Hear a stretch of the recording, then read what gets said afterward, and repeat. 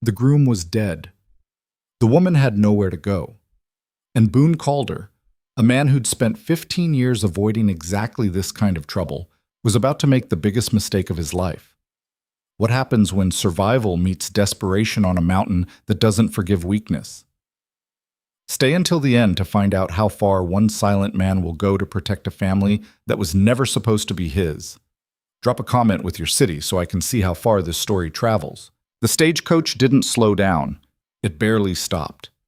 Boon Calder watched from the edge of the tree line as the driver tossed a single carpet bag into the dirt, then reached back to help a woman down. She landed awkwardly, one hand gripping the doorframe, the other clutching a yellowed envelope like it was the only thing keeping her upright. The driver said something Boon couldn't hear, probably nothing kind, and before the woman could respond, the horses were already moving. She stood there in the road, dust settling around her boots, watching the stagecoach disappear around the bend. When the sound of the wheels finally faded, she turned in a slow circle, taking in the emptiness. Mountains on three sides, pine trees thick enough to swallow sound, and a dirt road that didn't look like it led anywhere worth going. Boone stayed where he was, half hidden behind a spruce trunk, studying her. She wasn't what he expected. Not that he'd expected much. Thomas Whitley's mail-order bride, if that's who this was, had been described in exactly 3 words by the town clerk, coming from Ohio. That was it. No name, no age, just a date and a place. And now Thomas was dead. Boone had come down from his cabin that morning to deliver the news himself. Somebody had to. The woman had traveled 1,000 miles to marry a man she'd never met, and the least she deserved was the truth before she walked into a situation that would chew her up and spit her out. But now, watching her standing alone in the road with that damn envelope pressed against her chest, Boone felt the weight of what he was about to do settle in his gut like a stone. She picked up the carpet bag. It looked heavy. She set it down again, brushed the dust off her skirt, and turned toward the mountain. That's when she saw him. Boone didn't move. He wasn't trying to hide anymore, but he wasn't trying to be obvious either. He just stood there, 6'4" of hard muscle and worn buckskin, watching her the way a wolf watches movement in the underbrush. He knew what he looked like. Years in the mountains had carved everything soft off him. His beard was thick and unkempt. His hair hung past his collar. His hands were scarred from axe work and frost. And his eyes, gray as winter sky, didn't blink much. The woman froze. For a moment, neither of them moved. Then she took a small step back, her hand tightening on the envelope. "You Thomas Whitley?" Her voice was steady, but just barely. Boone shook his head. She waited. He didn't say anything. "You know him?" Boone stepped out from the trees, moving slow. "Knew him." Her face changed. It was subtle, just a tightening around the eyes, a hitch in her breathing, but Boone saw it. She already understood. Maybe she'd understood the second the stagecoach driver dumped her in the dirt and didn't wait. Maybe she'd been expecting this the whole time. "He's dead, isn't he?" Boone nodded. She didn't cry. She didn't collapse. She just stood there staring at the envelope in her hands like it had lied to her. Which, in a way, it had. The letter had been written 3 months ago. Thomas had been dead for 6 weeks. "When?" Her voice was quieter now. "Early October. Fever took him." "He have family?" Boone hesitated. That was the part he'd been dreading. Kids. 7 of them. Her head snapped up. 7? Oldest is maybe 12. Youngest can't be more than 2. She blinked. "And their mother?" "Died giving birth to the last one." The silence that followed was heavy. Not uncomfortable, just heavy. The kind of silence that settles when the world hands you something you weren't ready for, and there's no easy way to put it down. The woman looked past him, up the slope toward the mountains. "Where are they now?" "Still up at the homestead. I've been checking on them when I can. Neighbors, too. But it's rough up there. They need more than checking." She turned the envelope over in her hands. Her fingers were trembling now, just a little. He didn't mention children in his letters. Most men don't. That got a bitter laugh out of her. Short, sharp. "No, I suppose they don't." Boone shifted his weight, the leather of his boots creaking. He wasn't good at this. Talking, comforting, any of it. He'd spent the last 15 years alone on a ridge because he didn't have to be good at it up there. But standing here now, watching this woman try to hold herself together, he felt the unfamiliar pull of something he couldn't quite name. Responsibility, maybe. Or just plain human decency. "There's a stagecoach back to Denver day after tomorrow," he said. "I can take you into town. Get you a room until then." She didn't answer right away. She was still looking at the mountains, her eyes tracing the ridgeline like she was trying to see something beyond it. "What will happen to the children?" she asked. Boon frowned. "Don't know. Town will figure something out." "Will they?" He didn't have an answer for that. The truth was, he didn't know. The town didn't care much about what happened up in the high country. People lived and died up there all the time. And as long as it didn't spill down into the valley, nobody paid much attention. 7 orphaned kids on a failing homestead? That was a problem somebody else would have to solve. Maybe the church. Maybe family back east, if there was any. Maybe nobody. The woman set her carpet bag down again. This time, she didn't pick it back up. "What's your name?" she asked. "Boon. Boon Calder." "I'm Nora. Nora Cunningham." She stuck out her hand. Boon looked at it for a second, then shook it. Her grip was firmer than he expected. Her hands were small, but they weren't soft. Working hands, that was something. "Thank you for coming down to tell me," she said. "You didn't have to." "Seemed right." She nodded slowly, still holding his gaze. "You said the homestead's up the mountain?" "About 6 miles, rough trail." "Could you take me there?" Boon stared at her. "Why?" "I want to see them." "Won't change anything." "I didn't say it would." Her voice had an edge now, not angry, just firm. "But I came all this way to meet Thomas Whitley and start a life. He's dead. Fine. That life's gone. But those children are still up there, and if nobody else is going to do a damn thing about it, the least I can do is look them in the eye and tell them I tried." Boon didn't know what to say to that. He stood there, thumbs hooked in his belt, trying to figure out if she was serious or just talking herself into something she didn't understand. The mountains weren't forgiving. They didn't care about good intentions. And a woman like Nora, city-bred, soft-spoken, no idea what winter up here actually meant, wouldn't last a month. But there was something in her eyes, something stubborn, something that reminded him of the way a mule digs its hooves in right before you try to move it. "It's a hard walk," he said. "I'll manage." "You got boots for it?" She glanced down at her feet. The boots she was wearing were meant for boardwalks, not mountain trails. Thin leather, low heels, already scuffed from the road. "I'll manage," she said again. Boon sighed. He knew this was a bad idea. He knew it the same way he knew a storm was coming when the air got heavy and the birds went quiet. But he also knew that if he didn't take her up there, she'd try to go herself. And that would be worse. "All right," he said.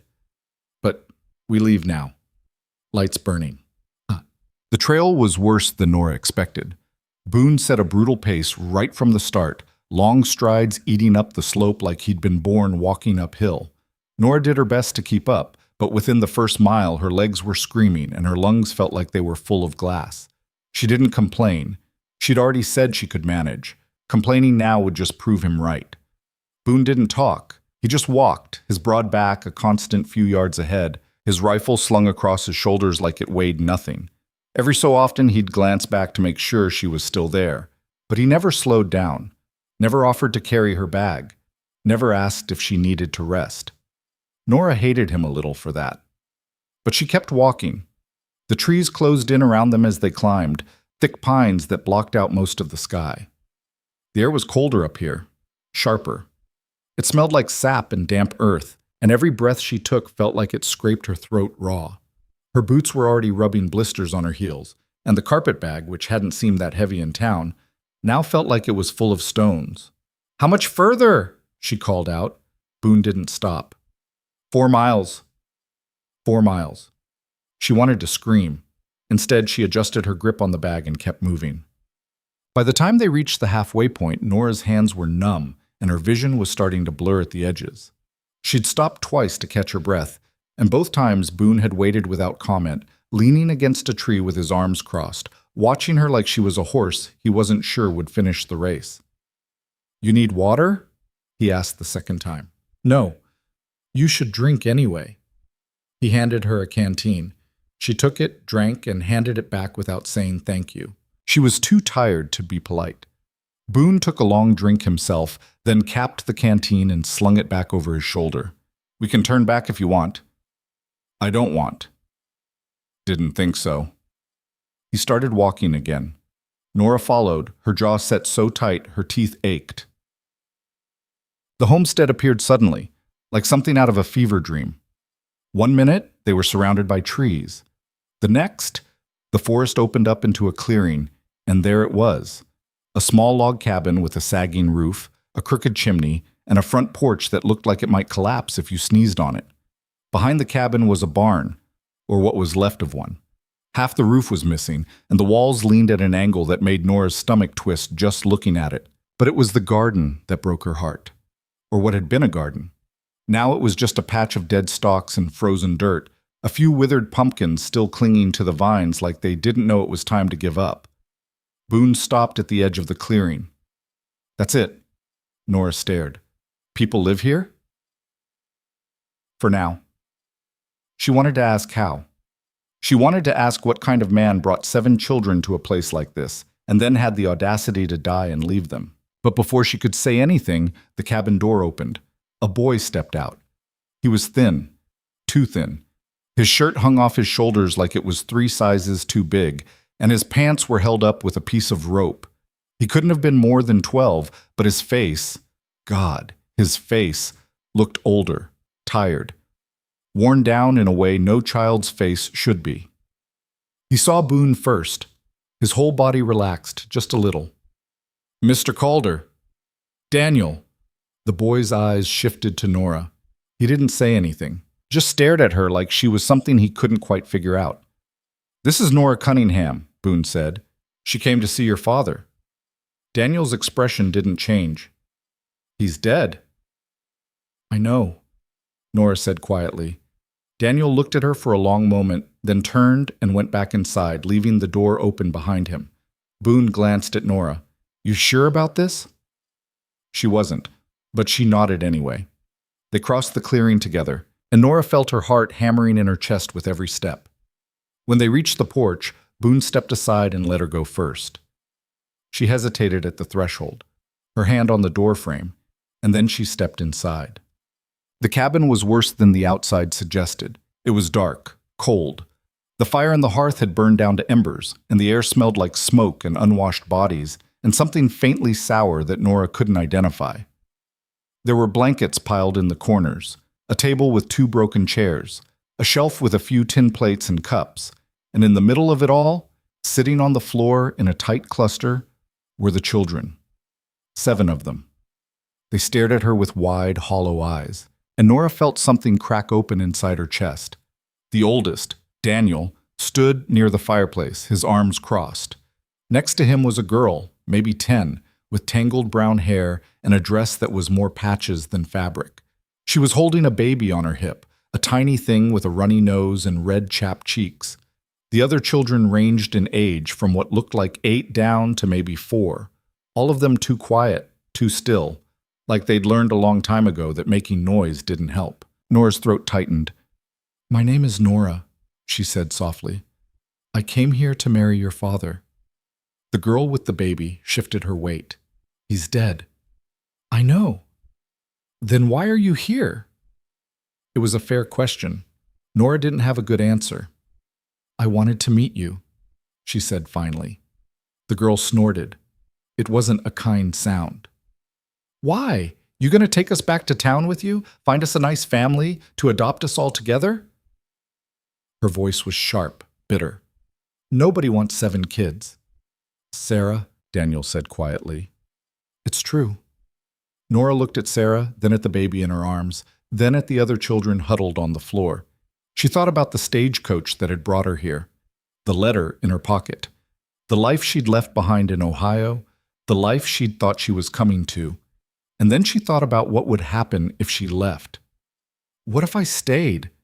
The words came out before she could stop them. The room went silent. Sarah stared at her. What? What if I stayed? Nora repeated, her voice stronger now. Just for a little while. To help. Help with what? I don't know. Whatever you need. Sarah laughed. It was a hard, ugly sound. You don't know the first thing about living up here. No, Nora admitted. I don't, but I can learn. You'll be gone in a week. Maybe.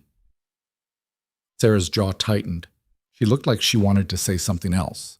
But before she could, the baby started to cry.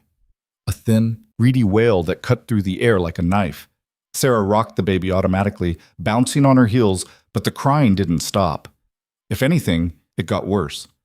The other children shifted uncomfortably, and Daniel moved toward the fireplace, adding a log to the embers with hands that shook just slightly. Nora stepped forward. Can I?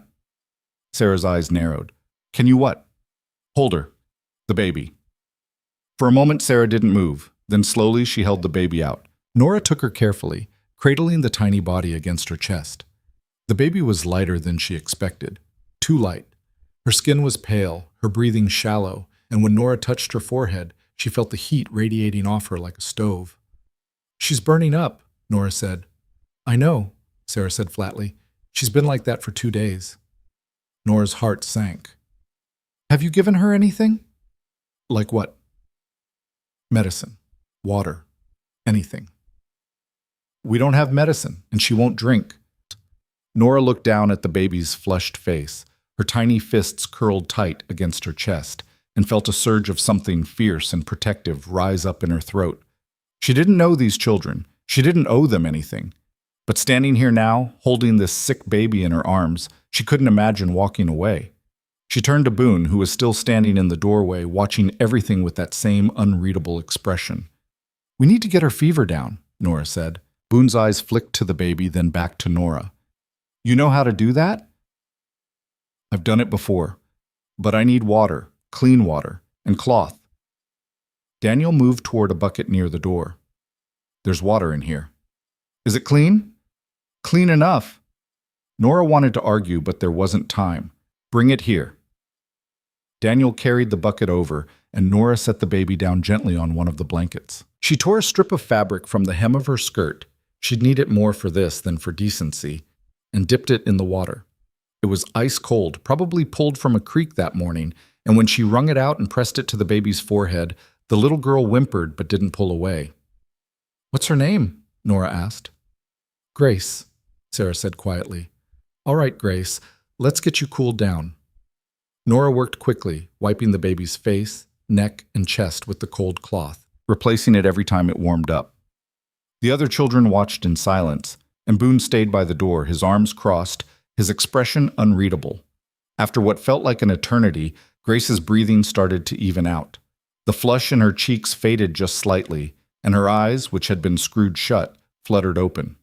She looked up at Nora with a gaze that was far too aware for someone so small, and then she closed her eyes again and fell asleep. Nora sat back on her heels, her hands trembling. Sarah knelt beside her. Is she going to be okay? I don't know, Nora said honestly. But she's better than she was. Sarah nodded, her face carefully blank. Thank you. Nora looked at her, really looked at her. This girl, this child, had been carrying the weight of 6 siblings on her shoulders for God knew how long, and she hadn't broken. She'd bent, she'd cracked, but she hadn't broken. You've been doing this alone, haven't you? Nora said softly. Sarah didn't answer. How long since your father died? 6 weeks. And nobody's come to help? Mr. Calder comes when he can. Some of the neighbors bring food sometimes, but mostly it's just us. Nora felt her chest tighten. That's too much for you to carry. Don't have a choice. You do now. Sarah's head snapped up. What does that mean? It means I'm staying. For how long? I don't know. As long as you need me. Sarah's eyes filled with tears, but she blinked them back hard. You'll leave. Everyone leaves. Maybe, Nora said, but not today. Boon didn't say anything when Nora told him she wasn't going back to town. He just stood there, his jaw tight, his eyes fixed on some point past her shoulder. This is a mistake. he said finally. Probably. You don't know what you're getting into. You're right. I don't. But I'm doing it anyway. Boon shook his head. You won't last a month. Then I'll last 3 weeks. He looked at her then, really looked at her, and for the first time since they'd met, Nora saw something shift in his expression.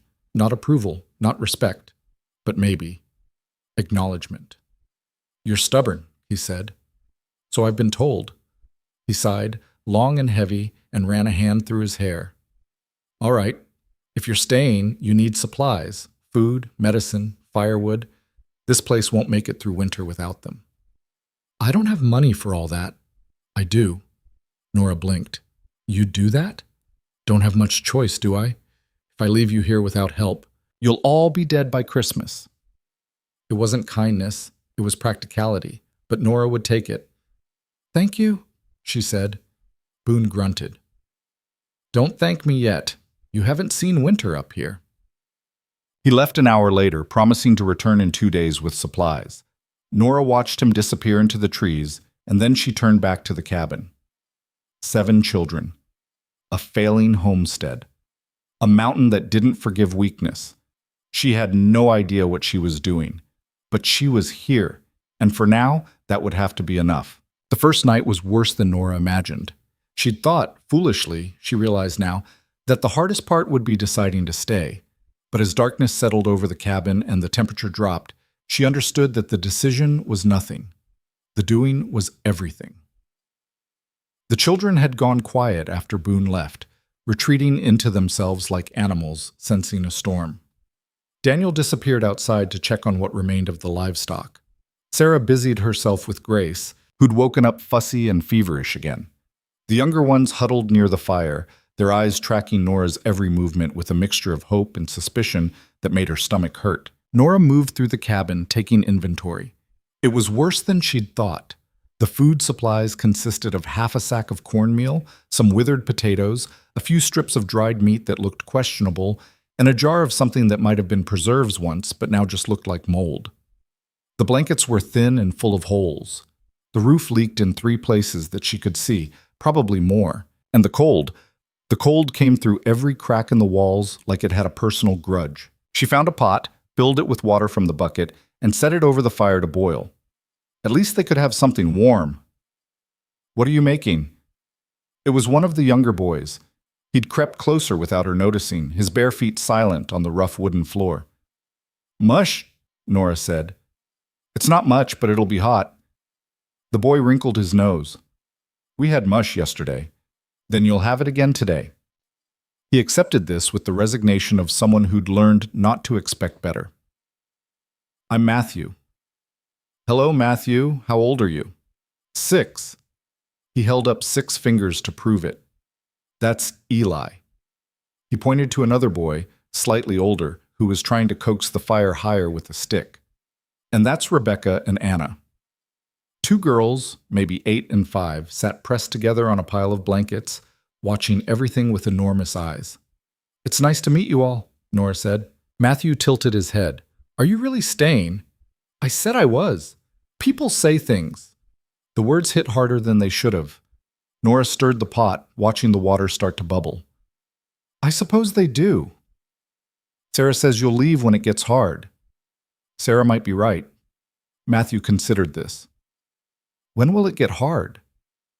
Nora looked around the cabin, at the crumbling walls, the inadequate fire, the children in their threadbare clothes, the baby coughing wetly in Sarah's arms. I think it already is hard, Matthew. Oh. He thought about that for a moment. Are you scared? Yes. He nodded like that made sense. Me too. The cornmeal mush was awful.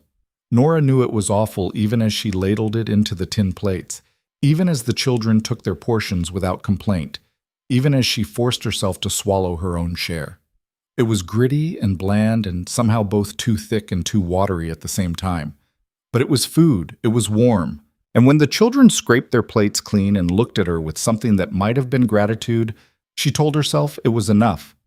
Daniel came back inside just as they were finishing, his face red from the cold. He'd been gone nearly an hour, and Nora had started to worry. Cow's doing poorly. he said to no one in particular. Needs grain we don't have. What about the chickens? Sarah asked. 3 left. One's not laying anymore. Sarah's jaw tightened. She looked like she wanted to say something sharp, but she just nodded and turned her attention back to Grace. Nora watched this exchange, understanding that it was a routine they'd developed. Daniel reported the bad news. Sarah absorbed it. They both moved on because there was nothing else to do. Is there anything else that needs doing tonight? Nora asked. Daniel looked at her like he'd forgotten she was there. Wood needs stacking, roof needs patching, door won't close right, water barrel's got a crack. He rattled off the list without emotion. But it's dark now. Can't do much in the dark. Then we should sleep. Floor's cold. I noticed. Daniel almost smiled. Almost. You can have Pa's bed. It's in the back room. Nora shook her head. You take it. Or Sarah. I'll be fine out here. You're the grown-up. So are you, from what I can see. That got a reaction. Daniel's face went carefully blank, but Nora saw the flicker of something in his eyes. Pain, maybe, or just exhaustion. I'm 12, he said. Like I said. This time he did smile, just barely, just for a second. Then it was gone. Suit yourself. But don't say I didn't warn you about the floor. The children arranged themselves for sleep with practiced efficiency. The younger ones piled together on the blankets near the fire, a tangle of small bodies and shared warmth. Sarah took Grace into the back room. Nora caught a glimpse of a straw mattress and a wooden crate being used as a table. Daniel grabbed a blanket and rolled himself up near the door, positioning himself between the outside world and his siblings like a human barricade. Nora took what was left, a threadbare quilt that smelled like smoke and damp, and found a spot near the hearth. The floor was as hard as Daniel promised. The cold seeped up through the boards within minutes, and despite her exhaustion, sleep wouldn't come. She lay there in the darkness, listening to the sounds of the cabin, the fire popping, the wind pushing against the walls, Matthew's soft snoring, Grace's congested breathing from the back room, and somewhere outside, far off in the mountains, the lonely howl of something wild. What the hell had she done? Morning came gray and cold.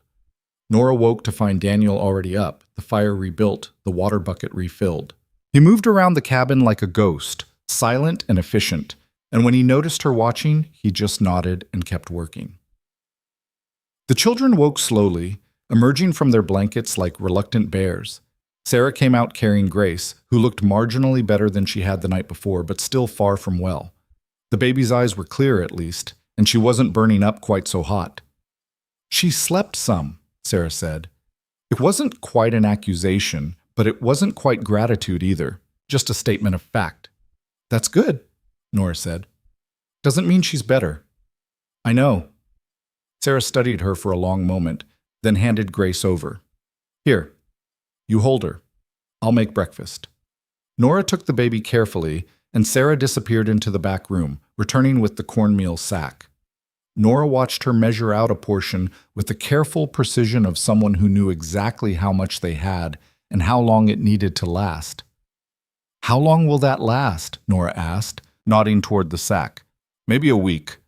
Less if we're not careful. Boon said he'd bring supplies.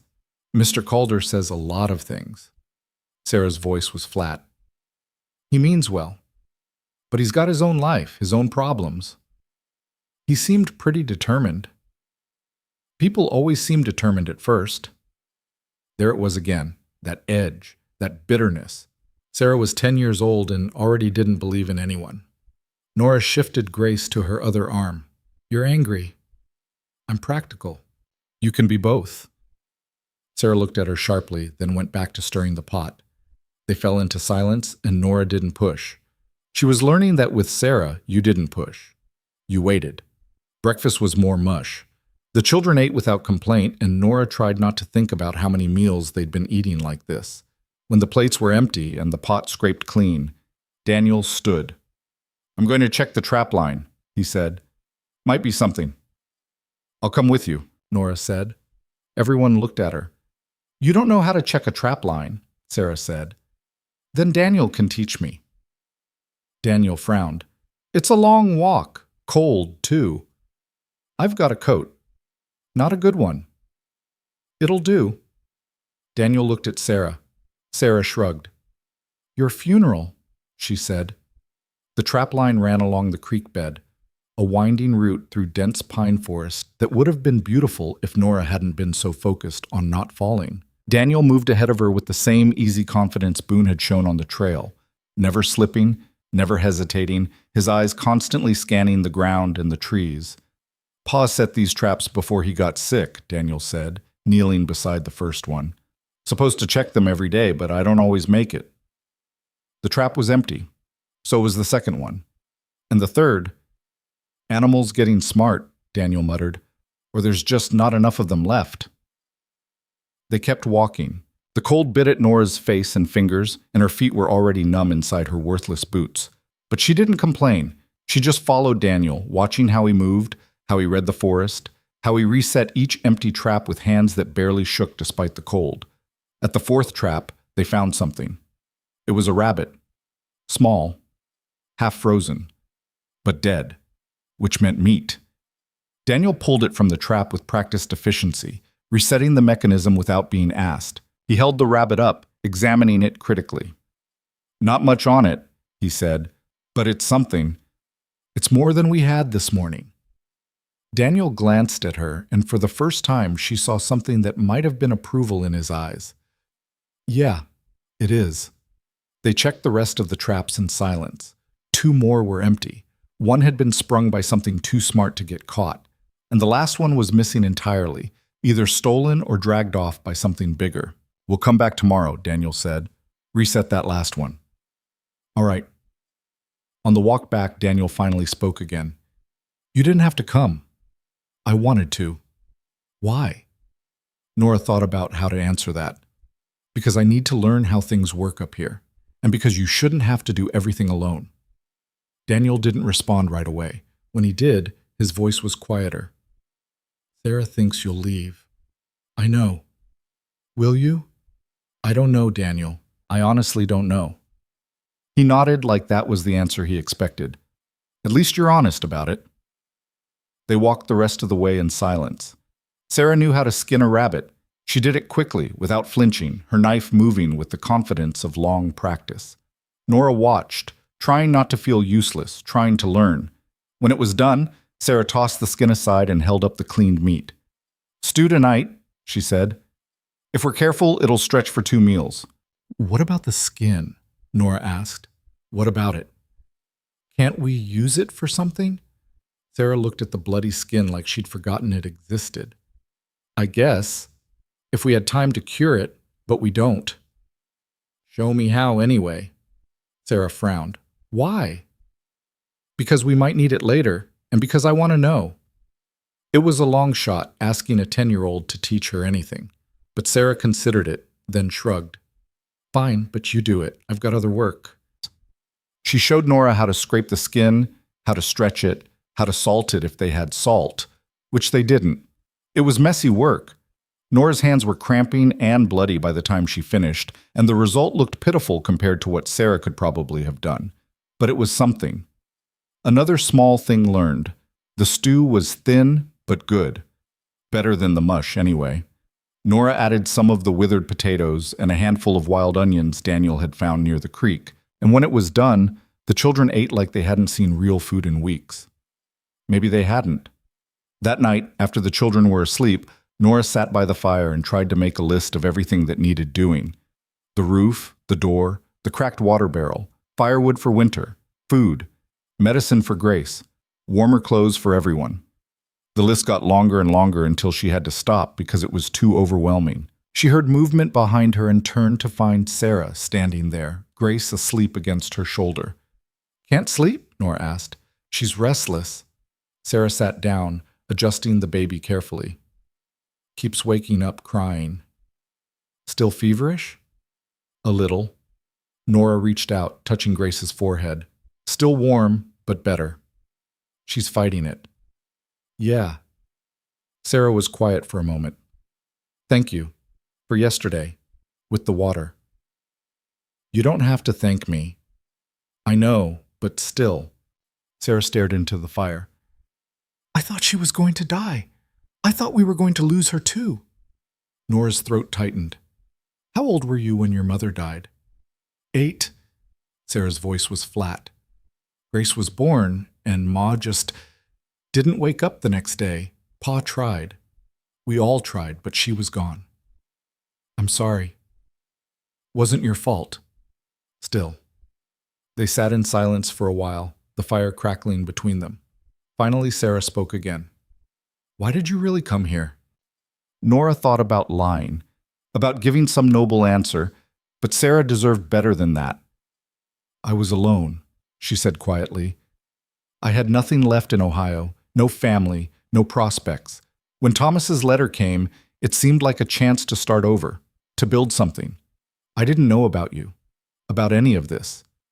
But I came anyway because I was desperate. Sarah nodded slowly. And now? Now I'm still desperate, just in a different way. You could still leave. I could, but you're not going to. Not yet. Sarah looked at her then, really looked at her, and Nora saw something shift in those hard young eyes. Not trust. Not yet. But maybe the beginning of it. Okay, Sarah said quietly. Okay. Boon came back on the 3rd day, just like he'd promised. He arrived in the early afternoon, leading a mule loaded down with supplies, his face set in that same unreadable expression Nora was starting to recognize as just how he looked. The children heard him coming before Nora did. Daniel was outside in seconds, and the others followed, even Grace, who Sarah carried out wrapped in a blanket. They gathered around the mule like it was Christmas, their eyes wide at the sight of the flour sacks and cornmeal and dried beans. Is all this for us? Matthew asked. Boon grunted. Unless you know someone else starving on this mountain. He started unloading, and Daniel jumped in to help. Together they hauled everything inside: food, blankets, a small sack of grain for the cow, even a bottle of medicine that Boon thrust at Nora without explanation. For the baby, he said. If the fever comes back. Nora took it carefully, reading the faded label. This must have cost. Don't worry about what it cost. Boon, I said don't worry about it. His voice was sharp enough to cut. You got bigger problems than my money. He was right, but Nora hated that he was right. She hated being in anyone's debt, hated that she couldn't do this on her own. But pride wouldn't keep these children fed. Thank you, she said quietly. Boon nodded once, then turned his attention to the cabin. His eyes swept over the sagging roof, the broken door, the general state of disrepair, and his jaw tightened. Place is falling apart, he said. I noticed. You know how to patch a roof? No. Figured. He looked at Daniel. You? Pa showed me once, but I'm not tall enough to reach most of it. Boon sighed, long and heavy, like a man realizing he'd made a terrible mistake. All right, I'll fix what I can today, but I can't stay past dark. Got my own place to tend. He worked for the next 4 hours without stopping. Nora watched him repair the roof with practiced efficiency, his movements sure and quick despite the cold. Daniel helped where he could, handing up tools, holding boards steady, and slowly the cabin started to look less like it was actively trying to kill them. When Boon finally climbed down from the roof, his hands were bleeding and his face was drawn with exhaustion, but the roof didn't leak anymore. The door closed properly, and the draft that had been whistling through the north wall was gone. That should hold you for a while, he said, wiping his hands on his pants. But this place needs more work than I can do in a day. You've done plenty, Nora said. Not enough. He looked at her, his gray eyes tired. You need help, Nora. Real help. More than I can give. I know. Town's not going to provide it. You understand that, right? They don't care what happens up here. I'm starting to figure that out. Boon shook his head. You're in over your head. Probably, but I'm here anyway. He studied her for a long moment, and Nora got the sense he was trying to figure something out. What? She didn't know. You're stubborn, he said finally. You already told me that. Bears repeating. He turned toward his mule. I'll come back when I can, check on things, but I can't promise when that'll be. We'll manage. Will you? Nora didn't know how to answer that, so she didn't. Boon swung up onto his mule, then paused. The medicine. Give her a spoonful twice a day, morning and night, should help with the fever. I will. He nodded, then rode off without another word, disappearing into the trees like he'd never been there at all. That night, they had beans and cornbread. It was the best meal Nora had made since arriving, and the children ate until their bellies were full for the first time in who knew how long. Matthew fell asleep at the table. Anna and Rebecca curled up by the fire without being told. Even Sarah looked less tense, less like she was holding herself together with wire and determination. This was good, Daniel said quietly. Thank you. Nora smiled. You're welcome. Later, after everyone else had gone to sleep, Nora sat by the fire and opened the letter she'd been carrying since the day she arrived. Thomas Whitley's letter. The one that had brought her here. She read it again, looking for something she'd missed. Some hint that this was what she was getting into. But there was nothing. Just pleasant words about the mountains and fresh air and the life they'd build together. Not a single mention of 7 children. Not a single mention of how hard it would be. She should have been angry. Should have felt betrayed. But all she felt was tired. She folded the letter carefully and tucked it back into her pocket. Then she lay down, pulled the blanket over herself, and let sleep take her. The days started to blur together. Wake up, start the fire, make breakfast, feed the children, check on Grace, help Sarah with whatever needed doing, go with Daniel to check the traps. Come back, make dinner, put everyone to bed, repeat. It was exhausting, it was monotonous, and somehow it was also starting to feel like something that resembled a routine. Grace's fever broke on the 5th day. Nora gave her the medicine like Boon had instructed, and slowly the baby started to improve. Her breathing cleared, her color came back. She even started eating again, sucking down goat's milk from a rag soaked in it. Sarah cried when she realized Grace was going to be okay. She tried to hide it, turning away, but Nora saw. She didn't say anything, just put a hand on Sarah's shoulder and let her have the moment. The weather turned colder. Frost covered the ground every morning, and the wind had teeth. Nora's coat, the one she'd brought from Ohio, was worthless against it. Daniel noticed her shivering and brought her one of his father's old coats, a heavy wool thing that smelled like tobacco and sweat. It was too big, but it was warm. Pa won't need it anymore, Daniel said. Nora took it carefully. Thank you. Daniel nodded and walked away before she could say anything else. The children were starting to talk to her more. Matthew told her stories about the animals in the forest. Eli showed her how to stack firewood so it wouldn't fall. Rebecca and Anna taught her a clapping game that made no sense but made them laugh. Even Sarah was softening, just a little, answering questions without suspicion, sometimes asking Nora's opinion on things. It wasn't trust, not yet, but it was something. And then, on the 8th day, men came from town. Nora saw them first. She was outside with Daniel, trying to figure out why the cow had stopped giving milk, when movement on the trail caught her eye. 2 horses, 2 men, both dressed too well to be making social calls. Daniel, she said quietly, go inside. Get Sarah. Daniel followed her gaze and went pale. What do they want? I don't know. Just go.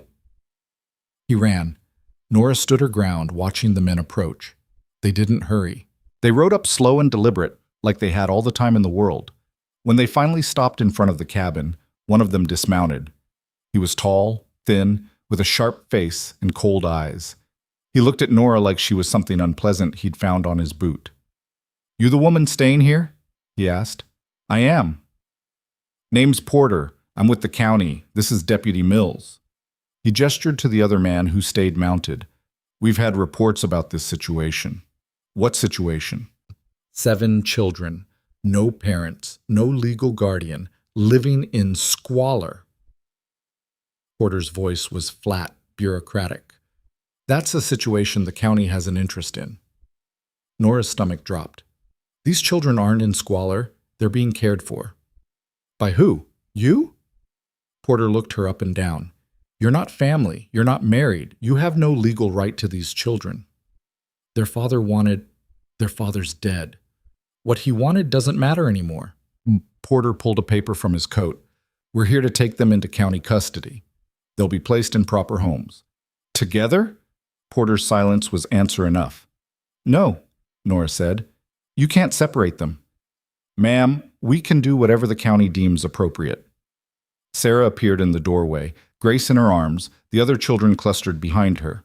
They'd heard everything. Nora saw the terror on their faces, saw Sarah's arms tighten around the baby. "You're not taking them," Nora said. Porter's eyes hardened. "You don't have a choice. I'm their guardian." "You're nothing. You have no legal standing." "Then I'll get legal standing." "How? You going to marry a dead man?" The words hung in the air, cruel and mocking. Nora felt her face flush, felt her hands shake with anger she couldn't quite control. "You need to leave," she said. "We're not leaving without those children." "Yes, you are." The voice came from behind them, deep, quiet, dangerous. Boon. He walked out of the trees like he'd been waiting there the whole time, his rifle cradled in his arms, his face set in an expression that made Porter take a step back. "Calder," Porter said, trying to sound authoritative. "This doesn't concern you." "Seems like it does." "These children need proper care. You know that." "They're getting proper care." "From her?" Porter gestured at Nora. "She's nobody. She has no right to them." Boon's eyes went colder. "She's here. That's more right than you've got. The law doesn't reach this far up the mountain. You know that as well as I do." Boon shifted his rifle slightly. Not threatening, just reminding everyone it was there. "These kids are staying put. You're leaving." Porter looked like he wanted to argue, but Deputy Mills had already turned his horse around, and after a long moment, Porter climbed back into his saddle. "This isn't over," he said. "Yeah, it is," Boon replied. They rode off, and Nora's legs almost gave out. She caught herself against the cabin wall, her heart hammering so hard she thought it might break through her ribs. Boon walked over, his expression unreadable. "You all right?" "No." "Figured." He looked at the children in the doorway, then back at Nora. "They'll be back, with more men next time, maybe the sheriff." "What do I do?" "You want the truth?" "Yes." Boon was quiet for a long moment. When he spoke, his voice was gentler than she'd ever heard it. "You marry someone with standing, someone the town respects. That's the only way you keep them." Nora stared at him. "There's nobody. There's me." The world stopped. "What?" Boon didn't repeat himself. He just stood there, waiting, watching her with those steady gray eyes. "You can't be serious," Nora said. "Do I look like I joke? Boon, you barely know me. Don't have to know you to know this is wrong." He nodded toward the children. "Splitting them up, sending them off to strangers. That's wrong. And if marrying you keeps that from happening, then that's what I'll do."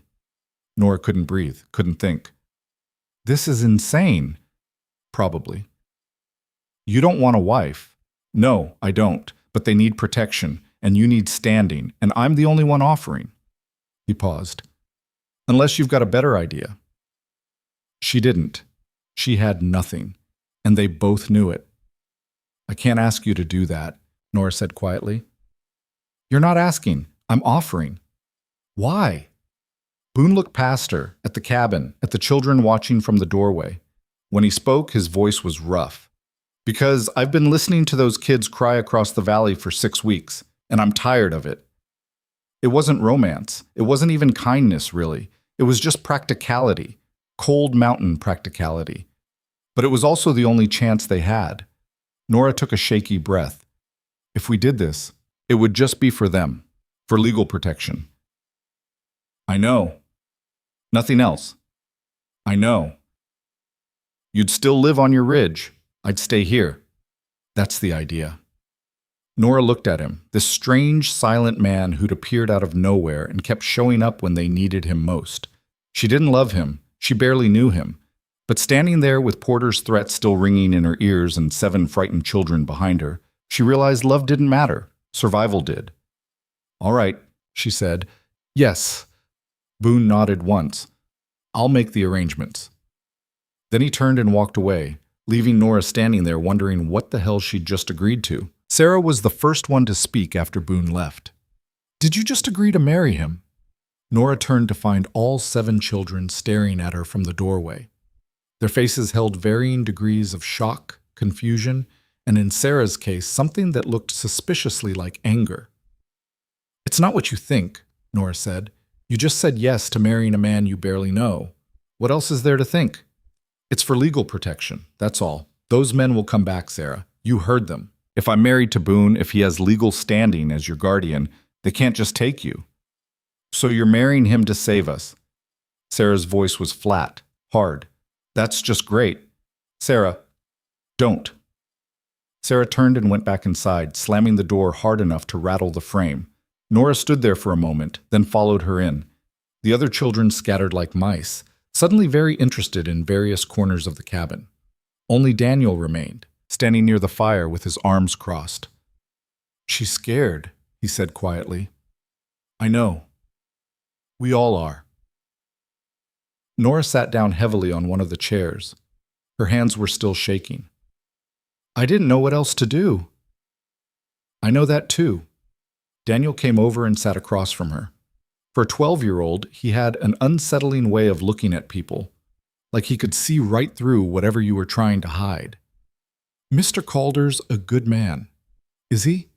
Better than most." Daniel picked at a splinter on the table. "He could have left us alone after Pa died. Most people did, but he kept coming back, bringing food, fixing things, never asked for anything. That doesn't mean he wants a wife. No, it doesn't, but he offered anyway." Daniel looked up at her. "That means something." Maybe it did. Nora didn't know anymore. The last 24 hours had turned her life into something unrecognizable, and she was still trying to figure out if she'd made the right choice or the biggest mistake of her life. "When will it happen?" Daniel asked. "I don't know. Soon, I guess. Before Porter comes back." Daniel nodded slowly. "Will Mr. Calder move in here?"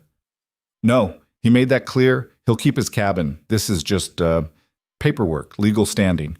"That's all?" "That's all." Daniel didn't look convinced, but he didn't argue. He just stood up and went to check on the fire, leaving Nora alone with her thoughts. Boon came back 2 days later with a circuit preacher named Watts. The preacher was a thin, nervous man who looked like he'd rather be anywhere else, and he kept glancing at Boon like he was afraid of him. "This is highly irregular," Watts said for the 3rd time since arriving. "Don't care," Boon replied. "But the bans haven't been posted. There's been no proper—" "Don't care about that either." Watts wrung his hands. "The church has procedures. You want to get paid or not?" That shut him up. Watts looked at Nora, then at the children gathered in the cabin, then back at Boon. "You're absolutely certain about this?" "Would I be standing here if I wasn't?" "Fair point." Watts sighed and pulled out a small prayer book from his coat. "Very well. Let's get this over with." The ceremony, if it could even be called that, took less than 5 minutes. Watts read from his book in a monotone voice, stumbling over words like he'd forgotten how they worked. Boon stood next to Nora, stiff as a board, his jaw clenched so tight she could see the muscle jumping. Nora kept her hands folded in front of her to hide the shaking. The children watched from various positions around the cabin. Matthew and Eli sat on the floor, Rebecca and Anna huddled together on a blanket. Daniel stood near the door, his face carefully neutral. Sarah stayed in the back room with Grace, and Nora could feel her absence like a physical weight. "Do you take this woman?" Watts said, not even bothering to use Nora's name. "I do," Boon said. "And do you take this man?" "I do," Nora whispered. "Then by the power vested in me, I pronounce you man and wife." Watts snapped the book shut. "There. Done. Now if someone could pay me, I have a long ride back." Boon handed him a few bills without comment. Watts counted them, nodded, and practically ran for the door. They heard his horse galloping away before the door even closed. Nora looked down at her hands. She was married, to a man she'd known for less than 2 weeks, a man who was already walking toward the door. "Where are you going?" she asked. "Back to my place." "Now?" That was the agreement. Boon stopped at the threshold. "I'll come by tomorrow, file the paperwork with the county, make it official. And then? Then you're protected. That's what you wanted, isn't it?" It was, But standing there in her dead fiancé's cabin, married to a stranger while 7 children watched, Nora wasn't sure what she wanted anymore. "Thank you," she said quietly. Boon nodded once and left. The silence after he was gone felt suffocating. "Well," Daniel said finally, "that was something." Matthew looked confused. "Is Mr. Calder our PA now?" "No," Nora said quickly. He's helping us, that's all." "But you married him." "It's complicated. Grown-ups always say that when they don't want to explain things." Matthew wasn't wrong. Nora didn't have the energy to come up with a better answer, so she just went to start dinner, leaving the children to puzzle it out themselves. Sarah finally emerged an hour later. She set Grace down in a pile of blankets and came to stand next to Nora at the stove. "So you did it," Sarah said. "I did it." "Feel different?" "Not really." Sarah was quiet for a moment, stirring the pot even though it didn't need stirring. "I'm sorry for earlier, for being angry. You had a right to be angry." "Still, it wasn't fair." Sarah's voice was small. "You're trying to help. I know that. I don't like needing help." Nora understood that feeling better than Sarah probably knew. "Neither do I." "Then I guess we're both stuck being uncomfortable." Despite everything, Nora almost smiled. "I guess so." They worked side by side in silence after that, and when dinner was ready, they served it together. The children ate quietly, sneaking glances at Nora, like she might have transformed into something else now that she was married. But she was the same, just as lost, just as uncertain, just as determined not to let them see it. Boon came back the next morning like he'd promised. He had papers with him, official-looking documents that he spread out on the table for Nora to sign. "This makes it legal," he said, pointing to various lines. "County recognizes me as head of household, you as my wife, the kids as our wards." Nora read through the documents carefully. The words blurred together, legal terminology that made her head hurt, but the meaning was clear enough. On paper, they were now a family. On paper, the county had no grounds to separate the children. On paper. "What if they don't accept this?" she asked. "They will. I know the county clerk. He owes me a favor." Boon's voice was matter-of-fact. "Porter might not like it, but there's nothing he can do. Law's the law." "And if he tries anyway?" Boon's eyes went hard. "Then we'll have a different kind of conversation." Nora signed the papers, her hand steady despite the knot in her stomach. Boon witnessed the signatures, then gathered everything up and tucked it back into his coat. "I'll write these down today," he said. "Should be filed by tomorrow. Will you stay? For a meal, at least?" Boon hesitated.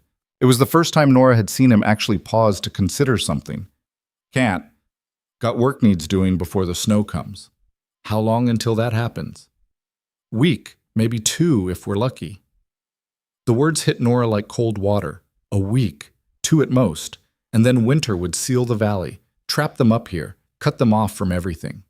She looked around the cabin with new eyes, taking in everything that still needed fixing, everything they still didn't have. "We're not ready," she said. "No, you're not." Boon followed her gaze. "You need more firewood. A lot more. And that barn needs shoring up before the weight of snow collapses it." "I don't know how to do any of that." "Then you learn or you freeze." He said it without cruelty, just fact. Daniel can help. He's capable. He's 12. 12's old enough up here. Boon left after that, and Nora spent the rest of the morning staring at the pile of firewood next to the cabin. It looked substantial. It wasn't. She'd learned enough in the past 2 weeks to know that what seemed like plenty would be gone in a month once real cold set in. Daniel found her standing there, doing calculations in her head that kept coming up short. "We need more wood," she said. "I know. A lot more." "I know that too." Daniel picked up the axe leaning against the cabin wall. "I've been cutting what I can, but it's slow going alone." Nora looked at the axe, then at Daniel's thin arms, then back at the forest. "Show me how." Daniel blinked. "You want to cut wood? Unless you've got a better idea." He didn't. So he showed her. Cutting firewood was harder than anything Nora had ever done, harder than scrubbing floors, harder than hauling water, harder than any of the endless, back-breaking work she'd done since arriving. The axe was heavy, her aim was terrible, and every swing sent shockwaves up her arms that made her teeth rattle. But she kept swinging. Daniel worked beside her, his own technique better but still far from efficient. They worked through the morning, taking breaks when their arms gave out, drinking water from the bucket, then starting again. By noon, they'd managed to cut and split maybe a tenth of what they actually needed. "This is going to take forever," Nora said, wiping sweat from her forehead despite the cold. "Yes," Daniel agreed. "It is." They went back to work. Sarah came out in the afternoon with the younger children trailing behind her. She took one look at the small pile of wood they'd managed to accumulate and shook her head. "We're all going to die up here," she said. "Probably," Nora said. "But not today." Sarah almost smiled at that. Almost. "Here, Rebecca and Anna can stack what you cut. Eli can haul branches. Matthew can gather kindling. What about you? Someone needs to watch Grace, and someone needs to make sure we actually eat tonight." Sarah's voice softened just slightly.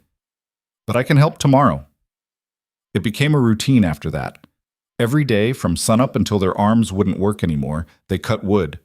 Daniel and Nora took turns with the axe, their hands blistering, then callousing, then blistering again. The children helped where they could, their small hands sorting branches, stacking logs, gathering anything that would burn. It still wasn't enough. Boon showed up 3 days later, surveyed their work, and shook his head. "You're not going to make it at this rate." "We're trying," Nora said, too tired to be defensive. "Trying isn't going to keep you warm." He dismounted and walked over to examine what they'd cut. "Wood's green. Half of this won't burn right." "Then what do we do?" Boon was quiet for a long moment. Then he sighed.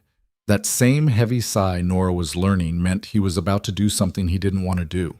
"I'll help," he said. "Can spare 2 days, maybe 3. But that's it."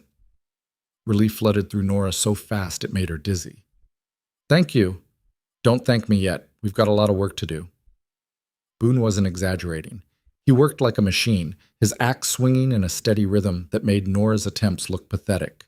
Daniel tried to keep up, matching Boon swing for swing, until Boon finally told him to stop before he hurt himself. "You're doing good," Boon said. "But you're pushing too hard. Pace yourself or you won't last." Daniel looked like he wanted to argue, but he didn't. He just nodded and went to help the girls with stacking instead. Nora and Boon worked side by side, falling into a rhythm. He'd cut, she'd split. He'd move to the next tree, she'd stack. They didn't talk much, didn't need to. The work was enough. But in the quiet moments, when they stopped to drink water or rest their arms, Nora found herself studying him.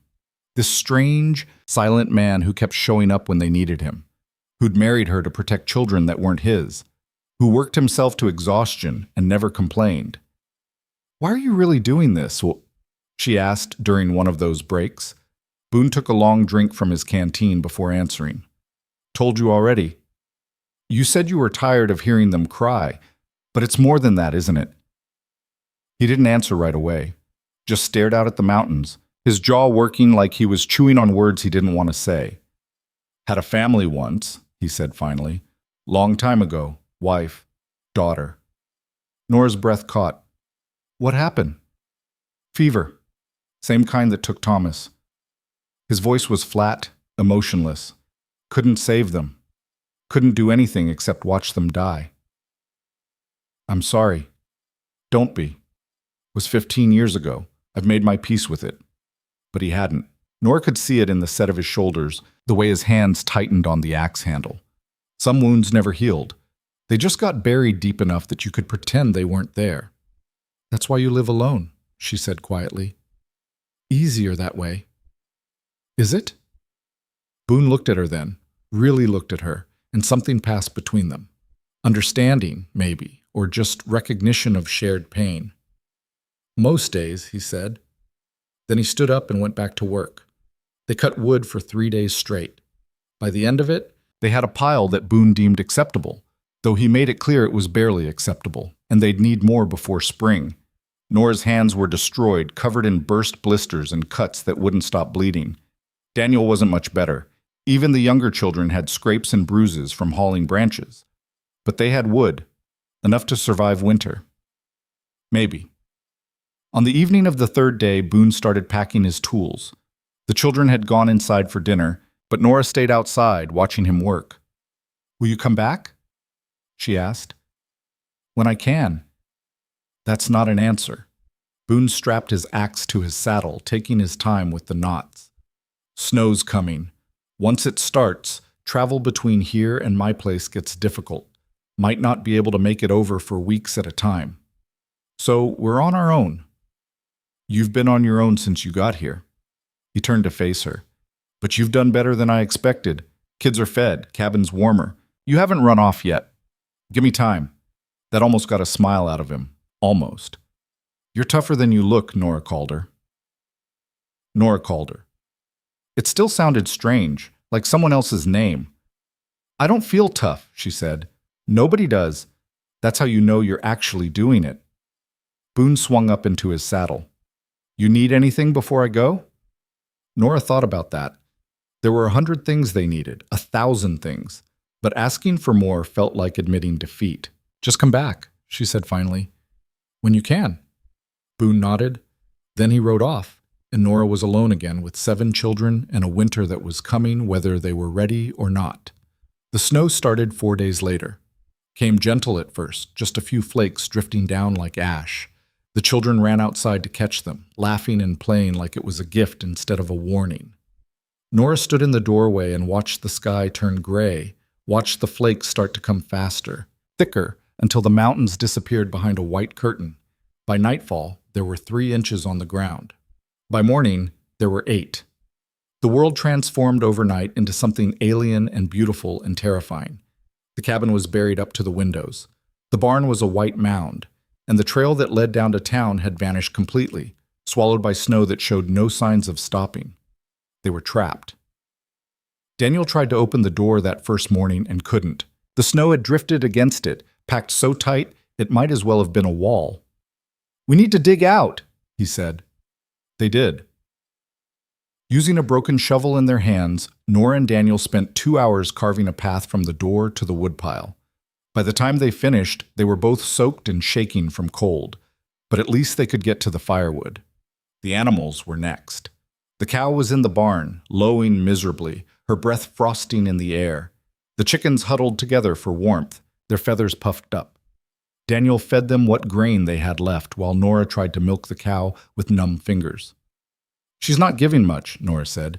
"She's scared. Storm's got her spooked." They got maybe half a bucket before the cow refused to cooperate anymore. It would have to be enough. Back inside, Sarah had kept the fire going and made breakfast from their dwindling supplies.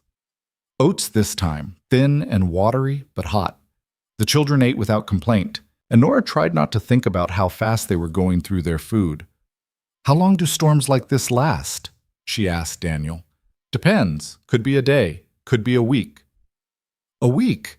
They didn't have food for a week if they were snowed in. They barely had food for 3 days. But Nora didn't say that. She just ate her oats and tried to look confident. The storm lasted 4 days. 4 days of endless snow, howling wind, and cold that crept through every crack in the walls. 4 days of rationing food so carefully that everyone went to bed hungry. 4 days of burning through their woodpile faster than Nora had calculated, watching it shrink with each hour and trying not to panic. On the 4th night, the wind finally stopped. The silence was so sudden it woke Nora from a restless sleep. She lay there in the darkness, listening to the absence of sound, and then got up to look outside. The world was buried. Snow covered everything, smooth and white and pristine, glowing faintly under a clear sky full of stars. It was beautiful. It was also deadly.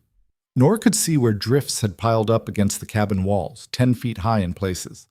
The barn was barely visible, and the forest was a maze of snow-laden branches that could dump their load on anyone passing underneath. They were completely cut off. Behind her, one of the children stirred. Rebecca, climbing out from under her blankets, came to stand next to Nora. "Is it over?" she whispered. "The storm, yes.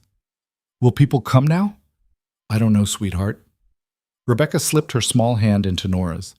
I'm glad you're here. Something in Nora's chest cracked open. She squeezed Rebecca's hand gently. Me too. They stood there together, watching the snow glow in the starlight, and for the first time since arriving, Nora felt something that might have been hope. Morning brought new problems. The barn roof had collapsed under the weight of snow. Not completely, but enough that the structure was compromised. Daniel discovered it when he went to feed the animals and came running back, his face pale. The cow's trapped. Beam came down across her stall. Nora's stomach dropped. They couldn't lose the cow. She was their only source of milk, their only reliable protein. Losing her meant losing one more thing keeping them alive. Can we move the beam? Nora asked. It's too heavy. I tried. They went together to assess the damage. The barn was a disaster. Half the roof had caved in, dumping snow and broken boards everywhere. The cow was pinned in her stall, the beam across her back legs. She was still alive, still breathing, but her eyes were rolling with panic. Easy, girl, Nora said softly, approaching slowly. We're going to get you out. She and Daniel tried to lift the beam. It didn't budge. They tried again, throwing their full weight into it. Nothing.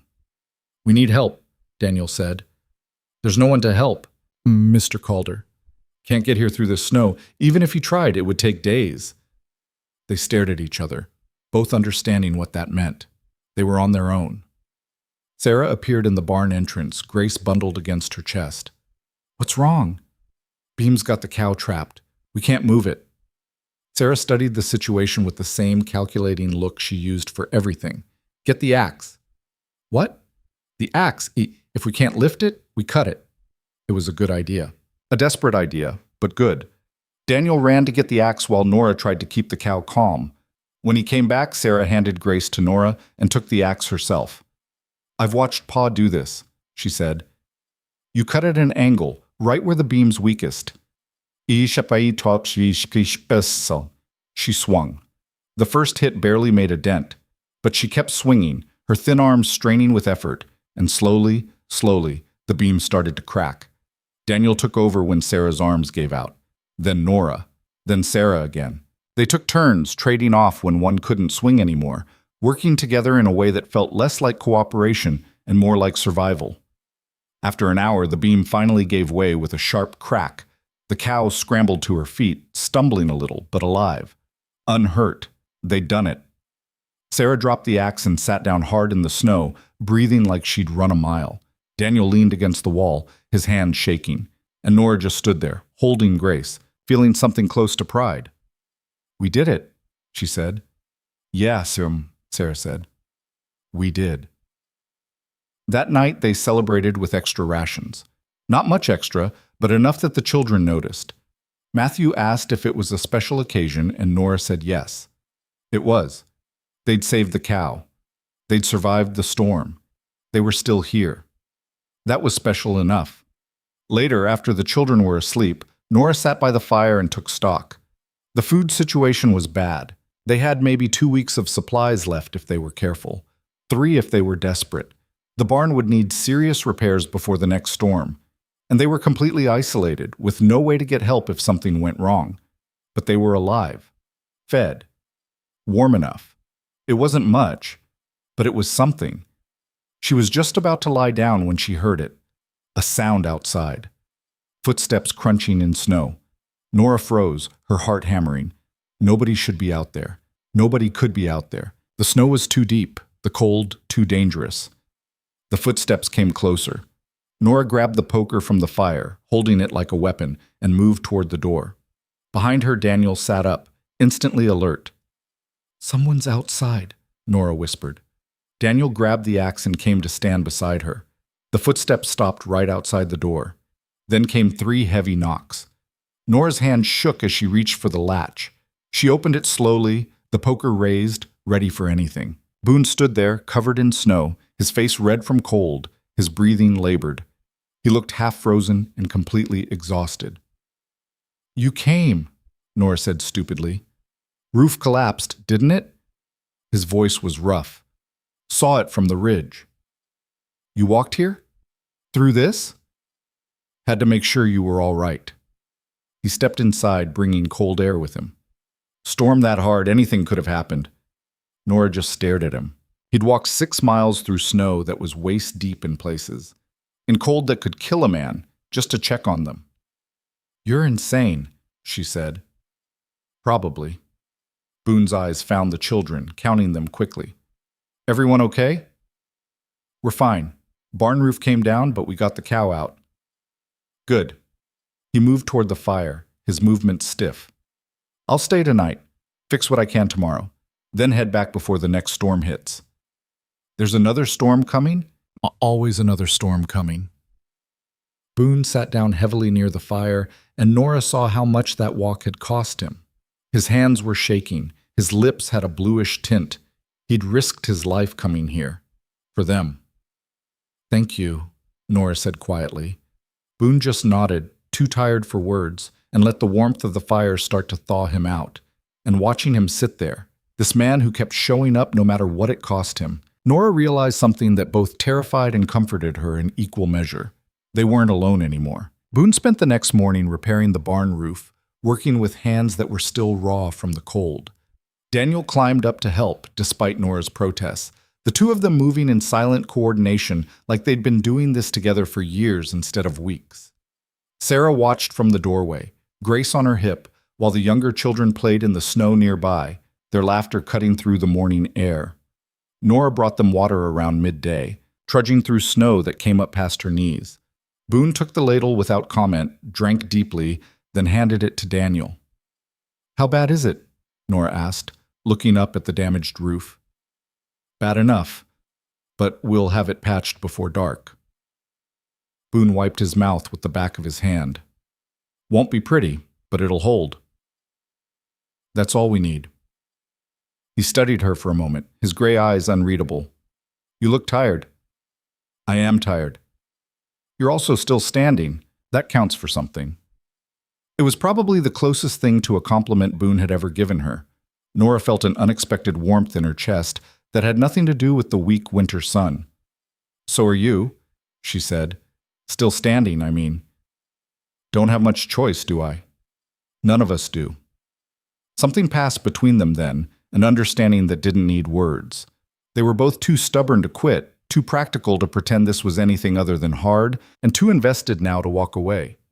Boon cleared his throat and turned back to the roof. "Get inside before you freeze. We'll be done soon."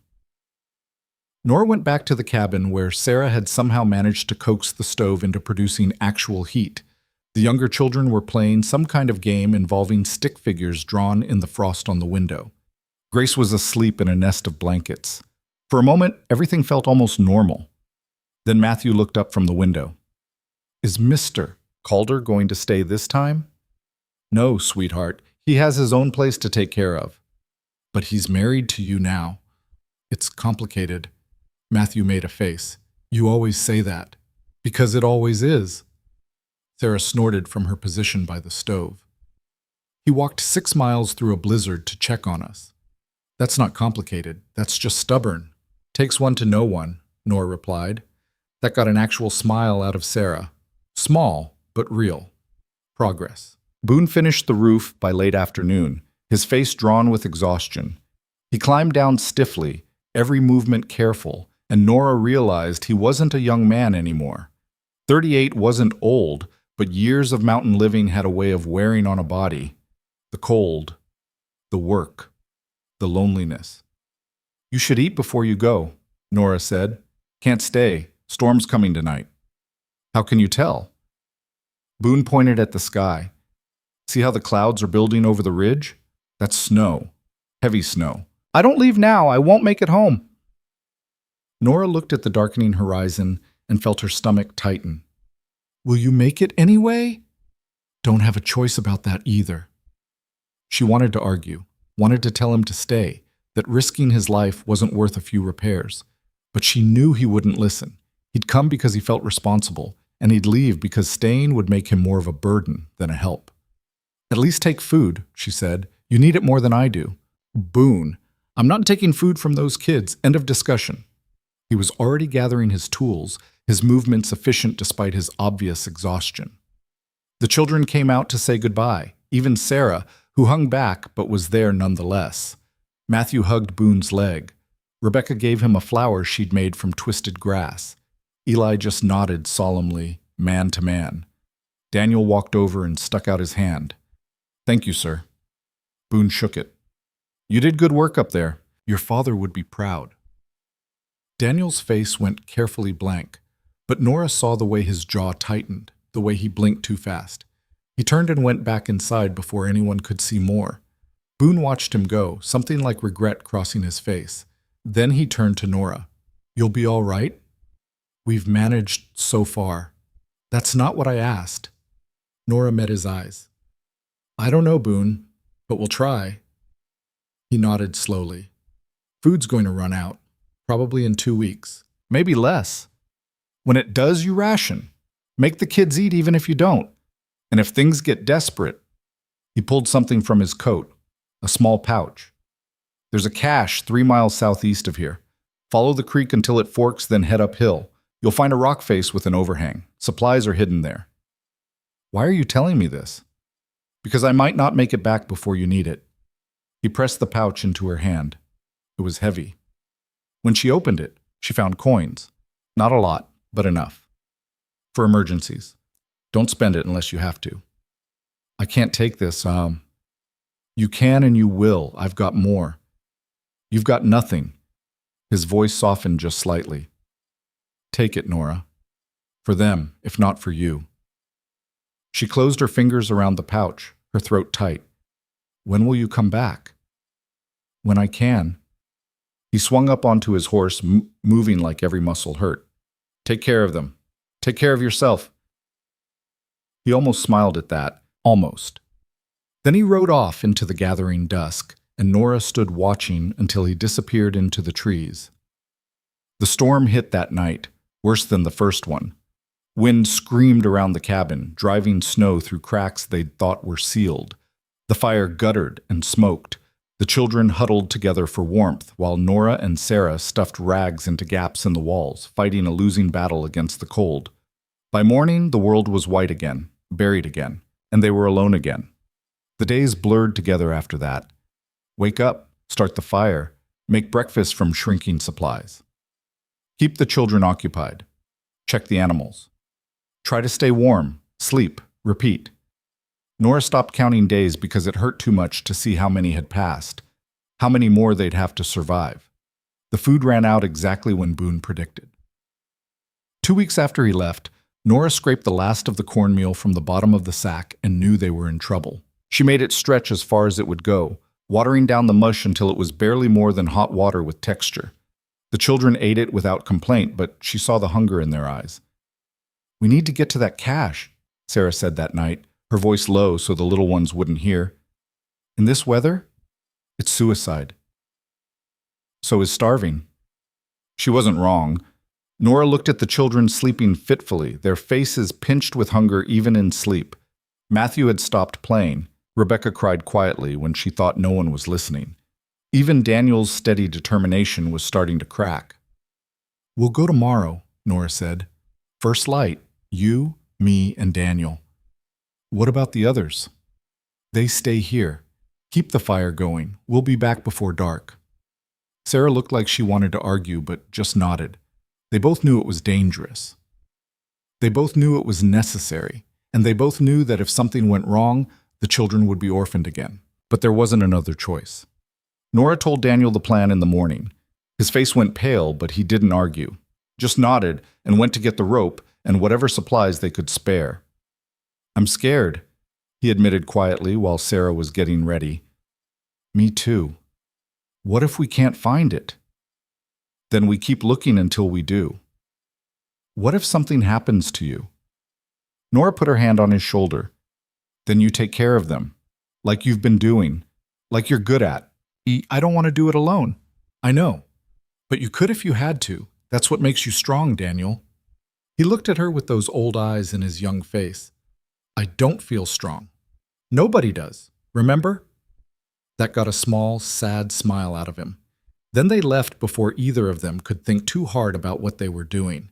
The forest was a nightmare. Snow had drifted into barriers taller than Nora, turning the familiar landscape into something alien. They tied themselves together with rope, Daniel in front, Nora in the middle, Sarah at the back. If one fell, the others could pull them out. In theory, the cold was vicious. It burned Nora's lungs with every breath, turned her face numb, made her fingers ache inside gloves that were nowhere near warm enough. They followed the creek as best they could, but snow had filled it in places, making it hard to tell where water ended and bank began. Twice, Daniel broke through the crust and plunged waist-deep into snow. Each time, Nora and Sarah hauled him out, their hands shaking, their hearts pounding. The third time it happened, Sarah stepped wrong and her leg went through. She cried out, falling hard, and for a terrible moment, Nora thought she'd broken something. "I'm fine," Sarah gasped, pulling herself up. "Just twisted. I can walk." She was limping, but they kept going because stopping meant freezing. The fork in the creek was harder to find than Boon had made it sound. They walked past it twice before Daniel spotted the split in the landscape, the way the water diverged around a massive boulder. From there, they turned uphill, climbing through snow that sucked at their legs, pulled at their strength, made every step a battle. Nora was starting to think they'd never find it, that they were going to die out here for nothing, when Sarah shouted, "There, that rock face!" Thorspum. She was right, and through the trees, barely visible, was an overhang. They stumbled toward it, the rope between them tangling in branches, their breathing ragged. When they finally reached it, Nora fell to her knees in relief.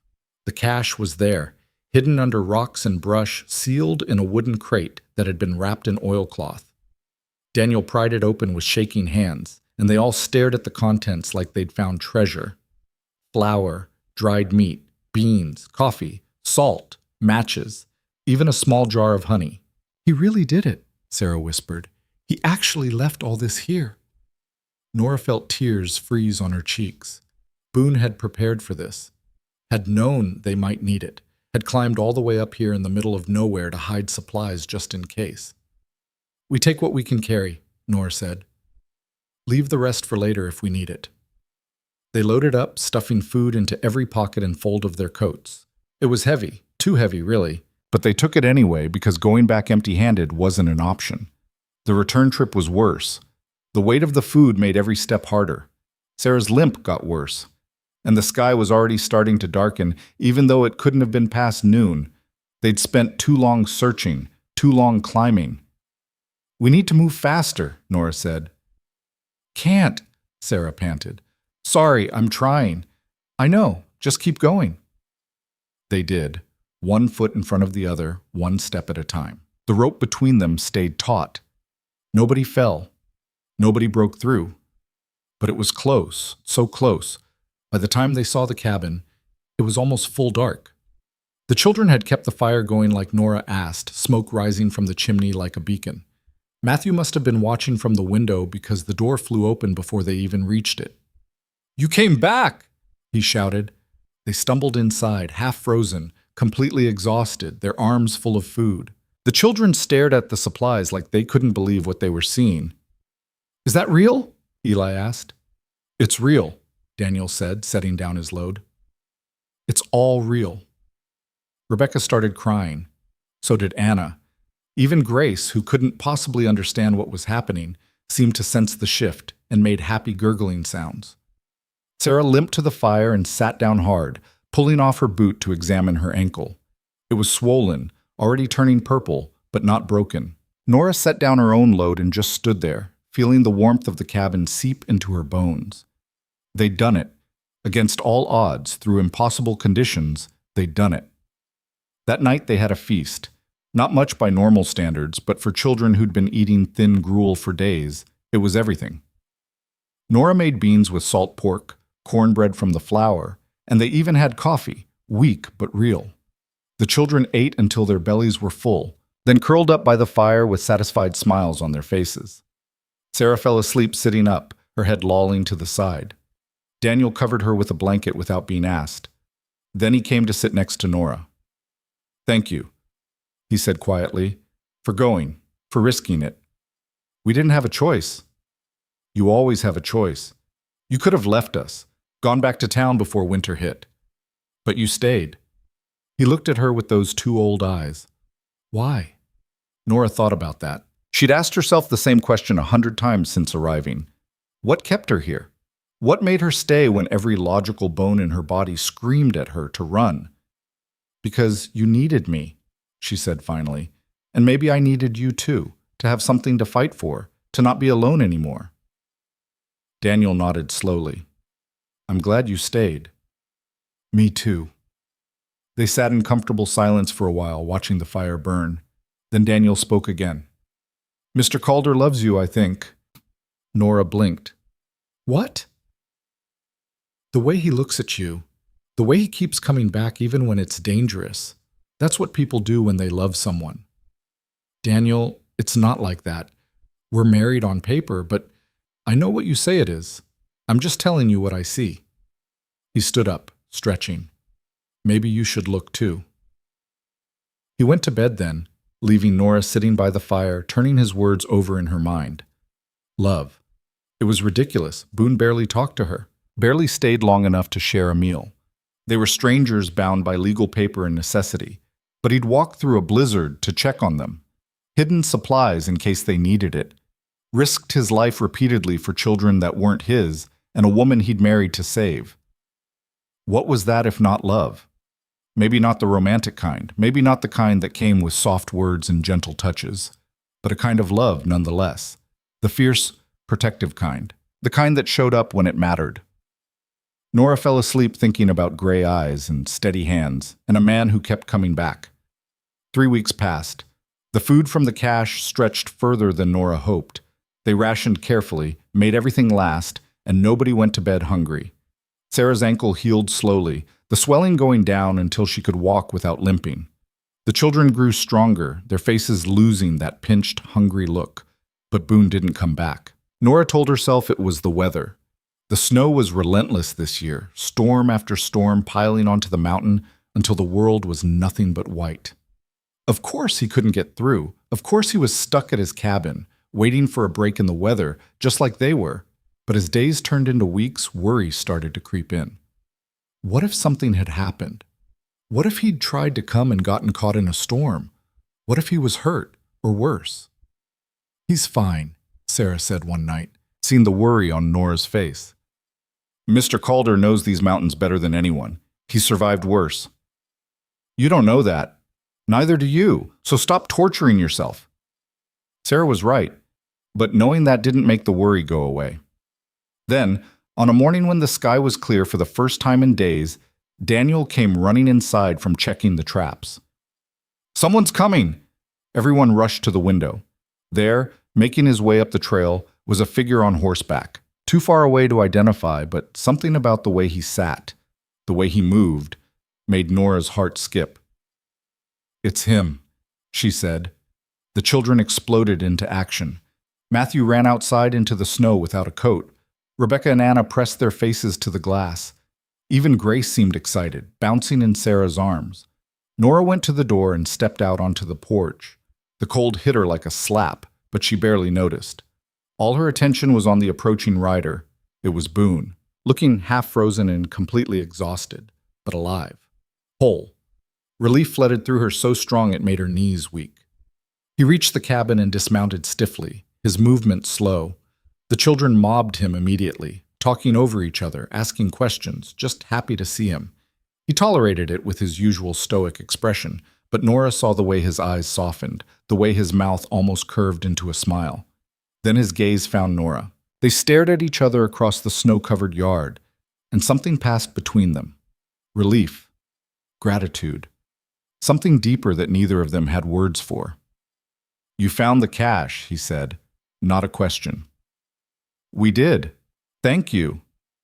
Everyone all right? Everyone's fine. You? Still standing. That counts for something. He almost smiled at that, the echo of his own words. Then his expression turned serious. We need to talk. Inside. Nora's stomach tightened at his tone. Something was wrong. She sent the children inside and waited while Boon tended to his horse. When he finally came into the cabin, brushing snow from his coat, his face was grim. Porter's not giving up, he said without preamble. He came to my place a week ago. asked questions, wanted to know if the marriage was real, if you were really living up here. What did you tell him? The truth. That we're married, that you're caring for the children, that everything's legal. Boon's jaw tightened.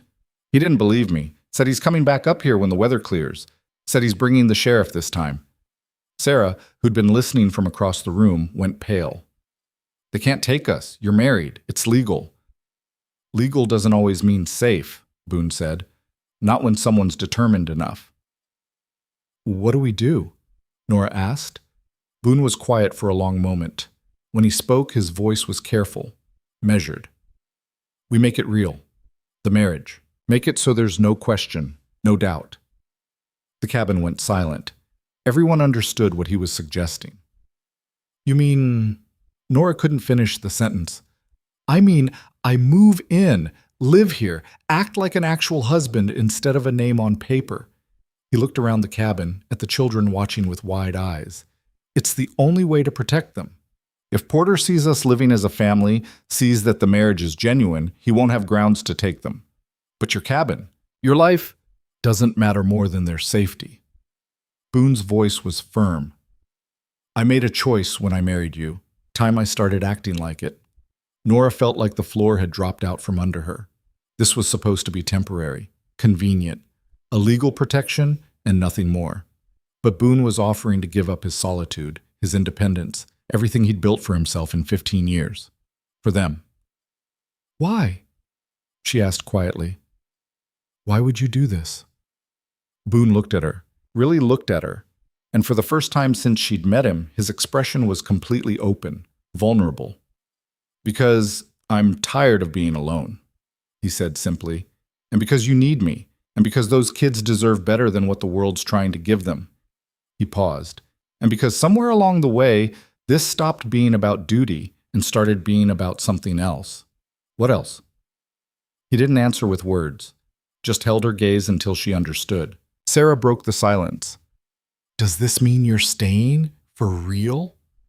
Boon turned to face the children, all 7 of them watching him, with expressions ranging from hope to fear to desperate need. Yeah, he said. I'm staying.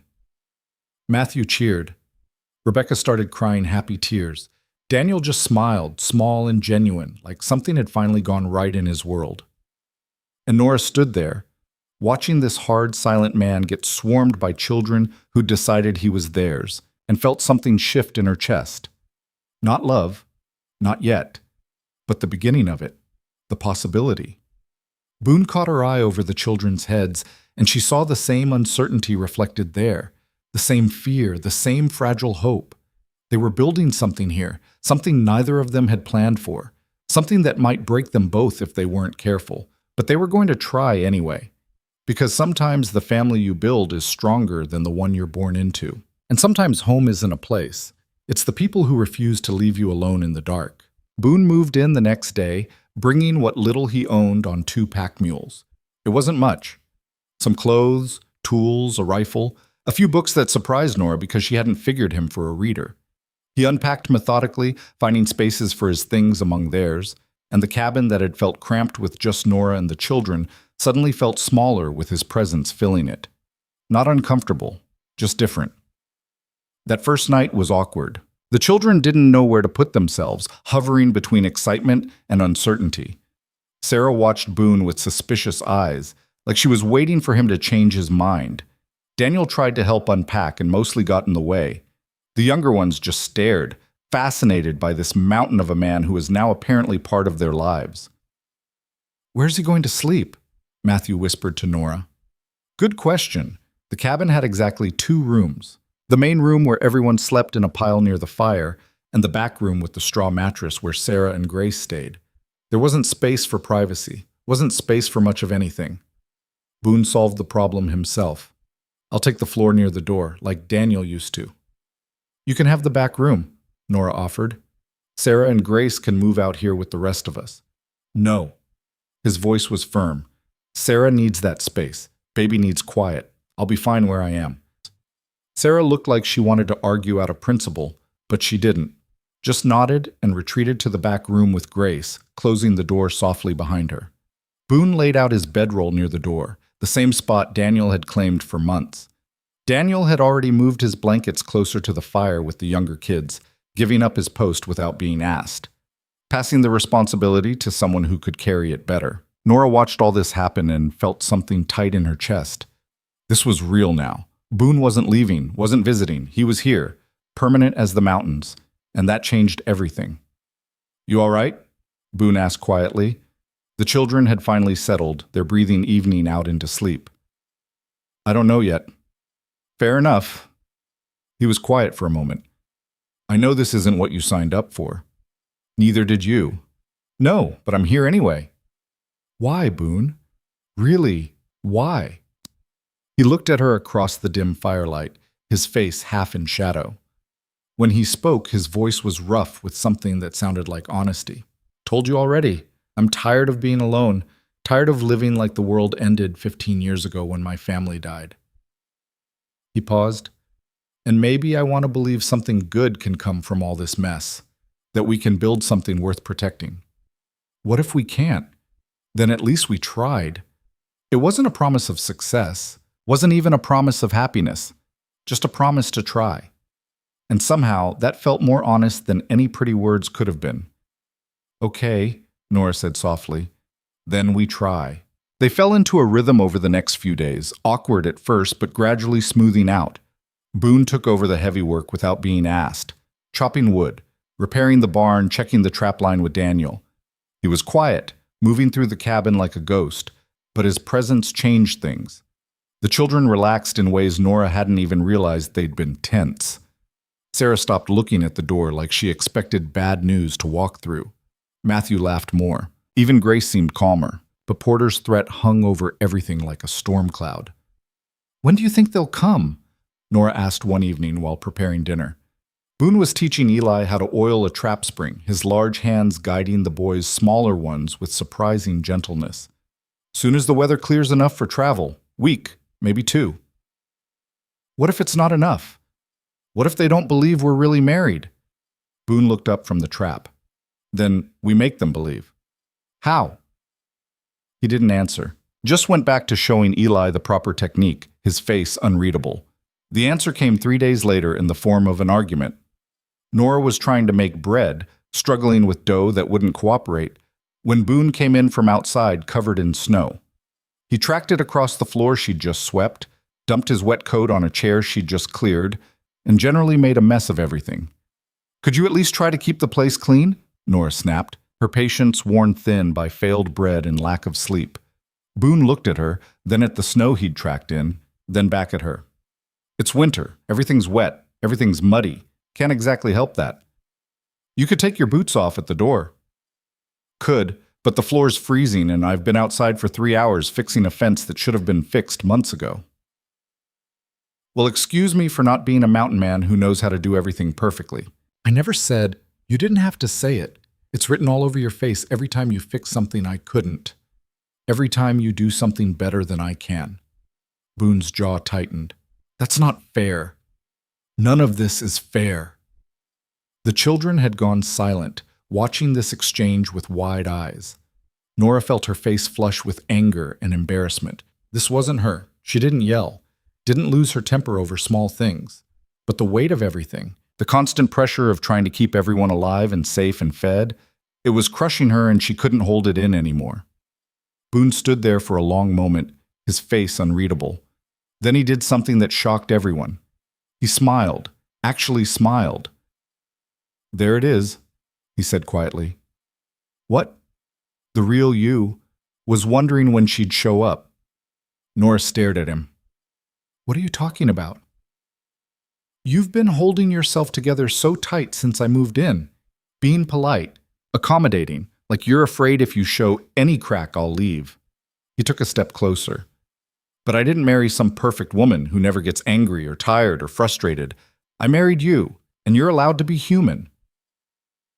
The fight went out of Nora as fast as it had come. She slumped against the table, suddenly exhausted.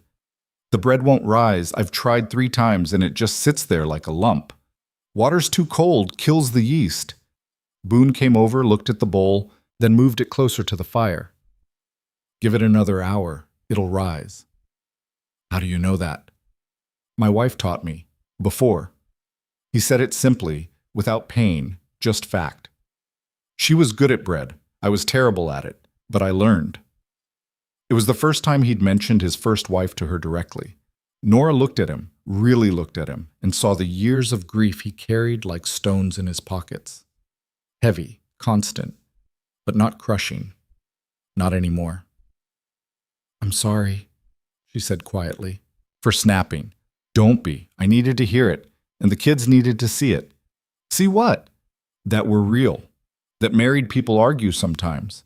That you're not going anywhere just because I tracked in snow. He was right. The children were watching them with something like relief on their faces, because real families fought. Real families got on each other's nerves. And real families stayed anyway. Sarah spoke up from her corner. You should kiss and make up. That's what married people do. Sarah?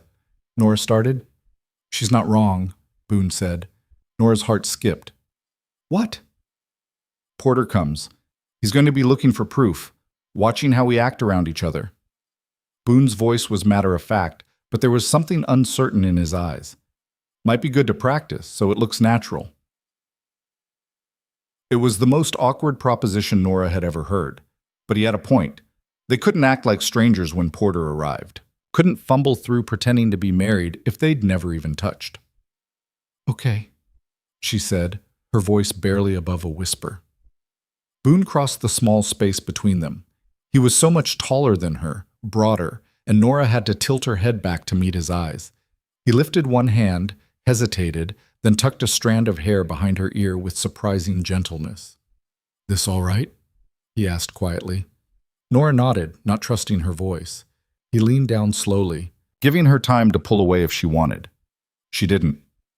His lips touched hers, soft and careful, and for a moment the cabin, the children, the whole world disappeared. There was just this. Just them.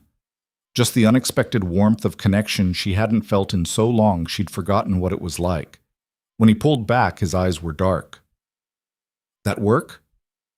Yeah, Nora managed. That worked. Matthew made a gagging noise. Rebecca giggled. Daniel tried to hide a smile. And Sarah just looked satisfied, like she'd orchestrated the whole thing. Maybe she had. That night changed something between them. They didn't suddenly become a love story, didn't fall into each other's arms with declarations of feeling, but the wall between them cracked just enough to let something through. Boon started sitting closer to her in the evenings. Nora found herself touching his arm when she passed, casual and natural. Small things, quiet things, but real. The children noticed, started calling him Pa without asking if it was okay, started coming to him with problems and questions, started treating Nora and Boon like a unit instead of two separate people sharing space. And somewhere in all of that, Nora realized she wasn't pretending anymore. Porter came on a bright, cold morning 2 weeks later. The sound of horses brought everyone to the windows, and Nora's stomach dropped when she saw not just Porter and Deputy Mills, but Sheriff Hawkins as well. 3 men, 3 horses, coming up the trail with purpose. They're here, Sarah said, her voice tight with fear. Boon was already moving, calm and methodical. Sarah, take Grace to the back room. Daniel, you stay. Rest of you, just act natural. This is our home. They're the visitors. The children scattered to various positions around the cabin. Daniel stood near the fire, trying to look relaxed and failing. Matthew and Eli huddled together on a bench. Rebecca and Anna pressed close to Nora's sides. Boon opened the door before Porter could knock. Sheriff. Porter. Mills. His voice was even. Not friendly, but not hostile either. Long way to ride for a social call. Sheriff Hawkins was an older man, weathered and tired-looking. He took off his hat when he entered, nodding politely to Nora. Mrs. Calder, sorry to intrude. Porter pushed past him, his eyes already scanning the cabin, looking for evidence, looking for anything he could use. Just need to verify some things, Porter said. Make sure the children are being properly cared for. They're fine, Boon said, as you can see. That's for us to determine. Porter's gaze landed on the children. You kids eating regular? Yes, sir, Daniel said. Got enough firewood? Warm clothes? Yes, sir. Porter frowned, clearly disappointed. He walked around the cabin, peering into corners, opening cupboards, invading their space with official authority and thinly veiled suspicion. Seems like a lot of children for such a small space, he said. We manage, Nora replied, keeping her voice steady. Do you? Porter turned to face her. Woman like you, city-bred, no experience with mountain living. How do we know you're actually capable of caring for 7 children? Because they're alive, fed, clean, happy. Boon's voice had gone cold. What more proof do you need? Proof that this marriage is legitimate, that you two aren't just playing house for legal convenience. Porter's smile was thin. For all we know, you're still living up at your old cabin, Mr. Calder, just coming down here when it suits you. I live here now. Do you? Porter gestured around the cabin. I don't see much evidence of that. No personal effects, no... My rifle's by the door, my tools are in the barn, my clothes are in that trunk. Boon pointed to each item. And my wife is standing right there. What more do you want? I want to believe this is real. Then believe it. The two men stared at each other, the tension thick enough to cut. Sheriff Hawkins cleared his throat uncomfortably. Porter, I've seen enough. Place is clean. Kids look healthy. Marriage certificates filed legally. I don't see any reason to... They're not acting like a married couple, Porter interrupted. Look at them, standing on opposite sides of the room. Haven't touched once since we arrived. Nora felt her heart hammering. He was right. In their nervousness, she and Boon had separated, reverting to the strangers they used to be instead of the couple they were trying to become. But before she could think of what to do, Boon crossed the cabin and took her hand.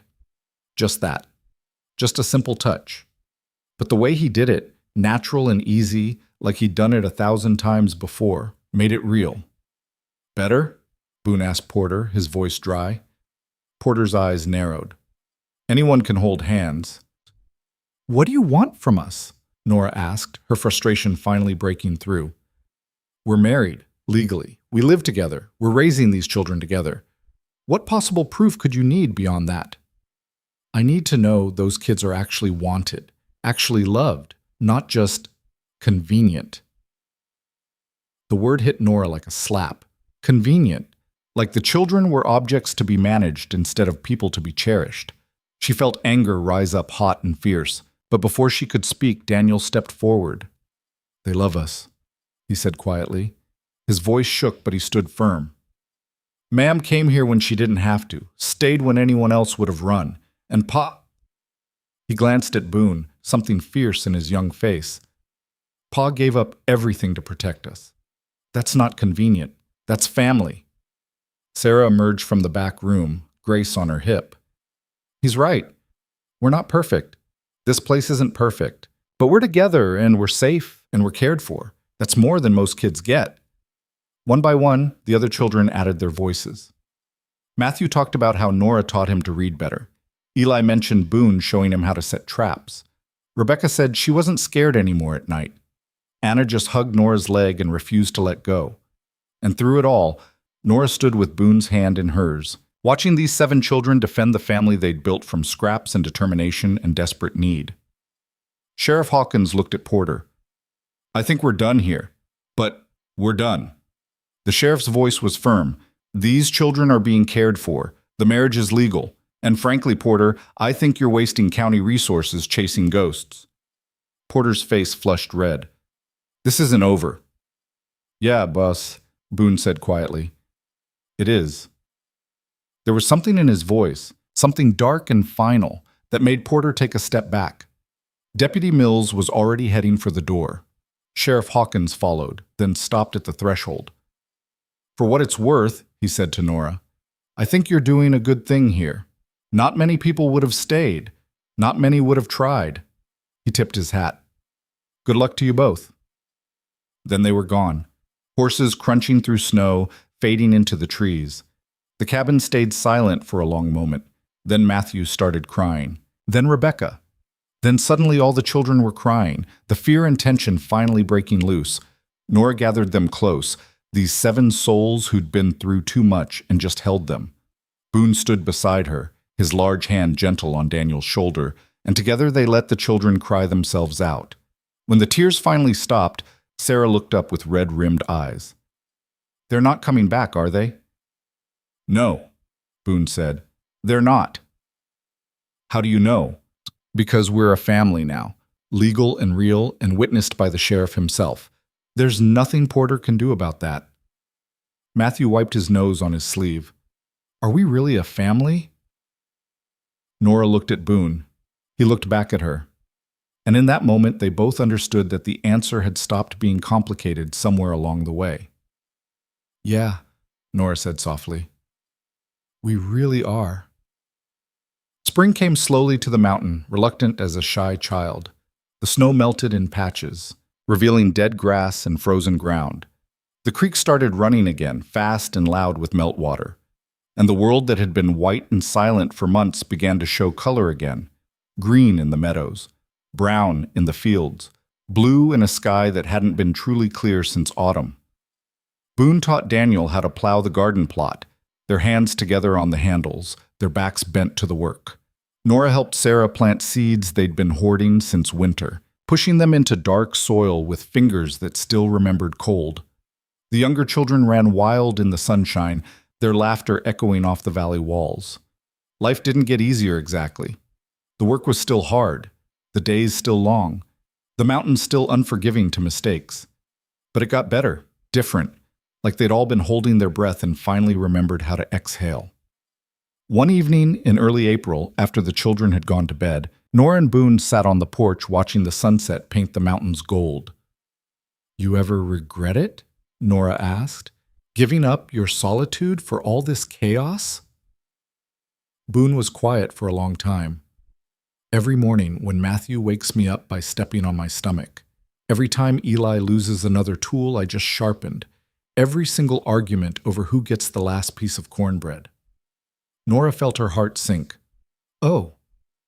But then Rebecca brings me flowers she picked, or Anna asks me to fix her doll, or Daniel says something that reminds me why any of this matters." He looked at her, his gray eyes soft in the fading light. "So no, I don't regret it. Not even a little." "I fell in love with you," Nora said. The words came out before she could stop them, but she didn't take them back. "I don't know when it happened exactly, but somewhere between the woodcutting and the fear and the fighting to keep everyone alive, I fell in love with you." Boon didn't look surprised, just reached over and took her hand, threading his rough fingers through hers. "Took you long enough to notice," he said. "You knew." "I knew when you stood up to Porter, even though you were terrified. When you walked 3 miles through a blizzard for food. When you married a stranger to protect 7 kids who weren't yours." He squeezed her hand gently. "I fell in love with you the day you decided to stay. Just took me a while to admit it." They sat there as the sky turned from gold to pink to deep purple, hands clasped, shoulders touching. Two people who'd been alone for different reasons, finding their way to something neither had expected, but both desperately needed. "What do we do now, Sra?" Nora asked. "Same thing we've been doing. Wake up, take care of the kids, fix what's broken, build what we can." Boon smiled, small but real. "Maybe with less pretending and more of this." "This?" He leaned over and kissed her, slow and sweet and full of promise. Not a performance for anyone, just them. Just real. When he pulled back, Nora rested her head on his shoulder and looked out at the mountains that had tested them, broken them, and somehow made them whole again. Summer brought growth. The garden flourished under Sarah's careful tending, producing more vegetables than they knew what to do with. The cow gave birth to a calf, doubling their future milk supply. The chickens laid eggs so reliably that they had extra to trade when peddlers came through. The children thrived. Matthew grew 3 inches and lost 2 front teeth. Eli became deadly accurate with the slingshot Boon carved him. Rebecca and Anna started teaching Grace to walk, the 3 of them giggling as the baby wobbled between them. Daniel, almost 13 now, was becoming the kind of young man who'd make any parent proud. And Sarah, fierce Sarah who'd held everything together when it should have fallen apart, finally let herself be a child again. Nora found her playing with the younger ones sometimes, her laughter bright and unguarded, found her sleeping past dawn without jerking awake at every sound, found her trusting that the adults would handle things, that she didn't have to carry the world alone anymore. One afternoon, Sarah came to Nora while she was mending clothes. "Can I ask you something?" "Of course." Sarah sat down, picking at a loose thread on her skirt. "Do you think my real ma would be mad that I call you ma now?" Nora's throat tightened. She set down her mending and pulled Sarah close. "I think your real ma would be grateful that someone was here to love you when she couldn't be, that someone stayed to take care of her babies." "You really think so?" "I know so." Nora kissed the top of Sarah's head. "You can love both of us, sweetheart. Love doesn't run out just because you share it." Sarah nodded against her shoulder, and they sat that way for a long time, quiet and peaceful. Boon found them like that when he came in from the field, dirt on his hands and satisfaction on his face. The garden was planted, the barn was repaired, the fence line was solid. Everything they'd fought for through winter was paying off. "Dinner ready?" he asked. "Almost," Nora replied. "Give us 10 minutes." He nodded and went to clean up, stopping to ruffle Matthew's hair and examine something Eli was carving. Just normal, just family. Just another day in a life they'd built from nothing. That night, lying in the darkness with Boon's steady breathing beside her and the children safe in their beds, Nora thought about the woman who'd stepped off that stagecoach months ago, lost, desperate, with nowhere to go and nothing to hope for. She'd come to marry a dead man and found a family instead. Found 7 children who needed her as much as she needed them. Found a silent mountain man who became the best partner she could have asked for. Found a home in the last place she expected, built from hardship and held together by stubborn determination and love that grew in the cracks of their broken plans. It wasn't the life she'd imagined. It was harder, messier, more complicated than anything she could have planned. But it was hers, theirs, and that made it perfect in all its imperfection. The mountains had tested them with cold and hunger and fear. The world had tried to tear them apart with suspicion and legal threats. They'd failed and struggled and fought their way through every day. But they were still standing, still together, still home. And in the end, Nora understood something she hadn't known when she arrived. Home wasn't a place you found. It was something you built, piece by piece, person by person, choice by choice. It was showing up when it would be easier to leave. It was staying when the mountain got hard. It was loving imperfect people with your whole imperfect heart and trusting them to love you back. It was 7 children sleeping safe in a cabin that used to be falling apart. It was a man who'd learned to be part of something again after 15 years alone. It was a woman who'd discovered she was stronger than she ever believed possible. It was all of them, broken and healing and building something that would outlast any storm. Boon stirred beside her, his hand finding hers in the darkness. "You still awake?" "Yeah." "You all right?" Nora thought about that. About everything they'd been through, everything they'd survived, everything they'd become. "Yeah," she said, and meant it completely. "I really am."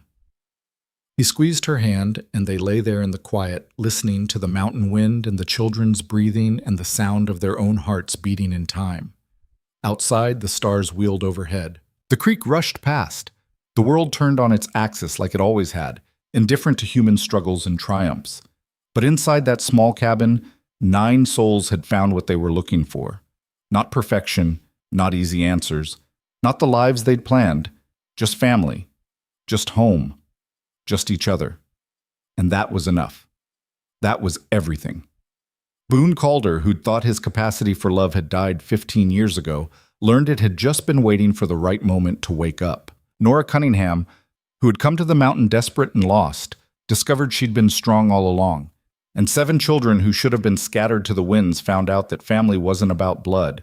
It was about who showed up, who stayed, who fought for you when the world said you weren't worth fighting for.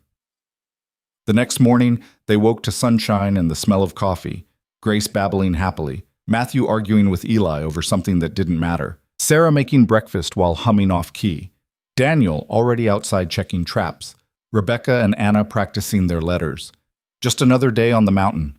Just another morning in a home that refused to break. Boon caught Nora's eye across the cabin and smiled, real and warm and completely unguarded. She smiled back, feeling the weight of everything they'd built settle around her like a warm blanket. They'd been tested by storms and hunger, and people who wanted to tear them apart. They'd survived because they were too stubborn to quit and too invested to give up. But more than that, they'd survived because they'd learned something most people never figured out. The strongest families aren't the ones that never struggle. They're the ones that struggle together and refuse to let go. And as the morning sun streamed through the windows of their patched-together cabin on the side of an unforgiving mountain, 9 people who'd found each other in the wreckage of broken plans sat down to breakfast together.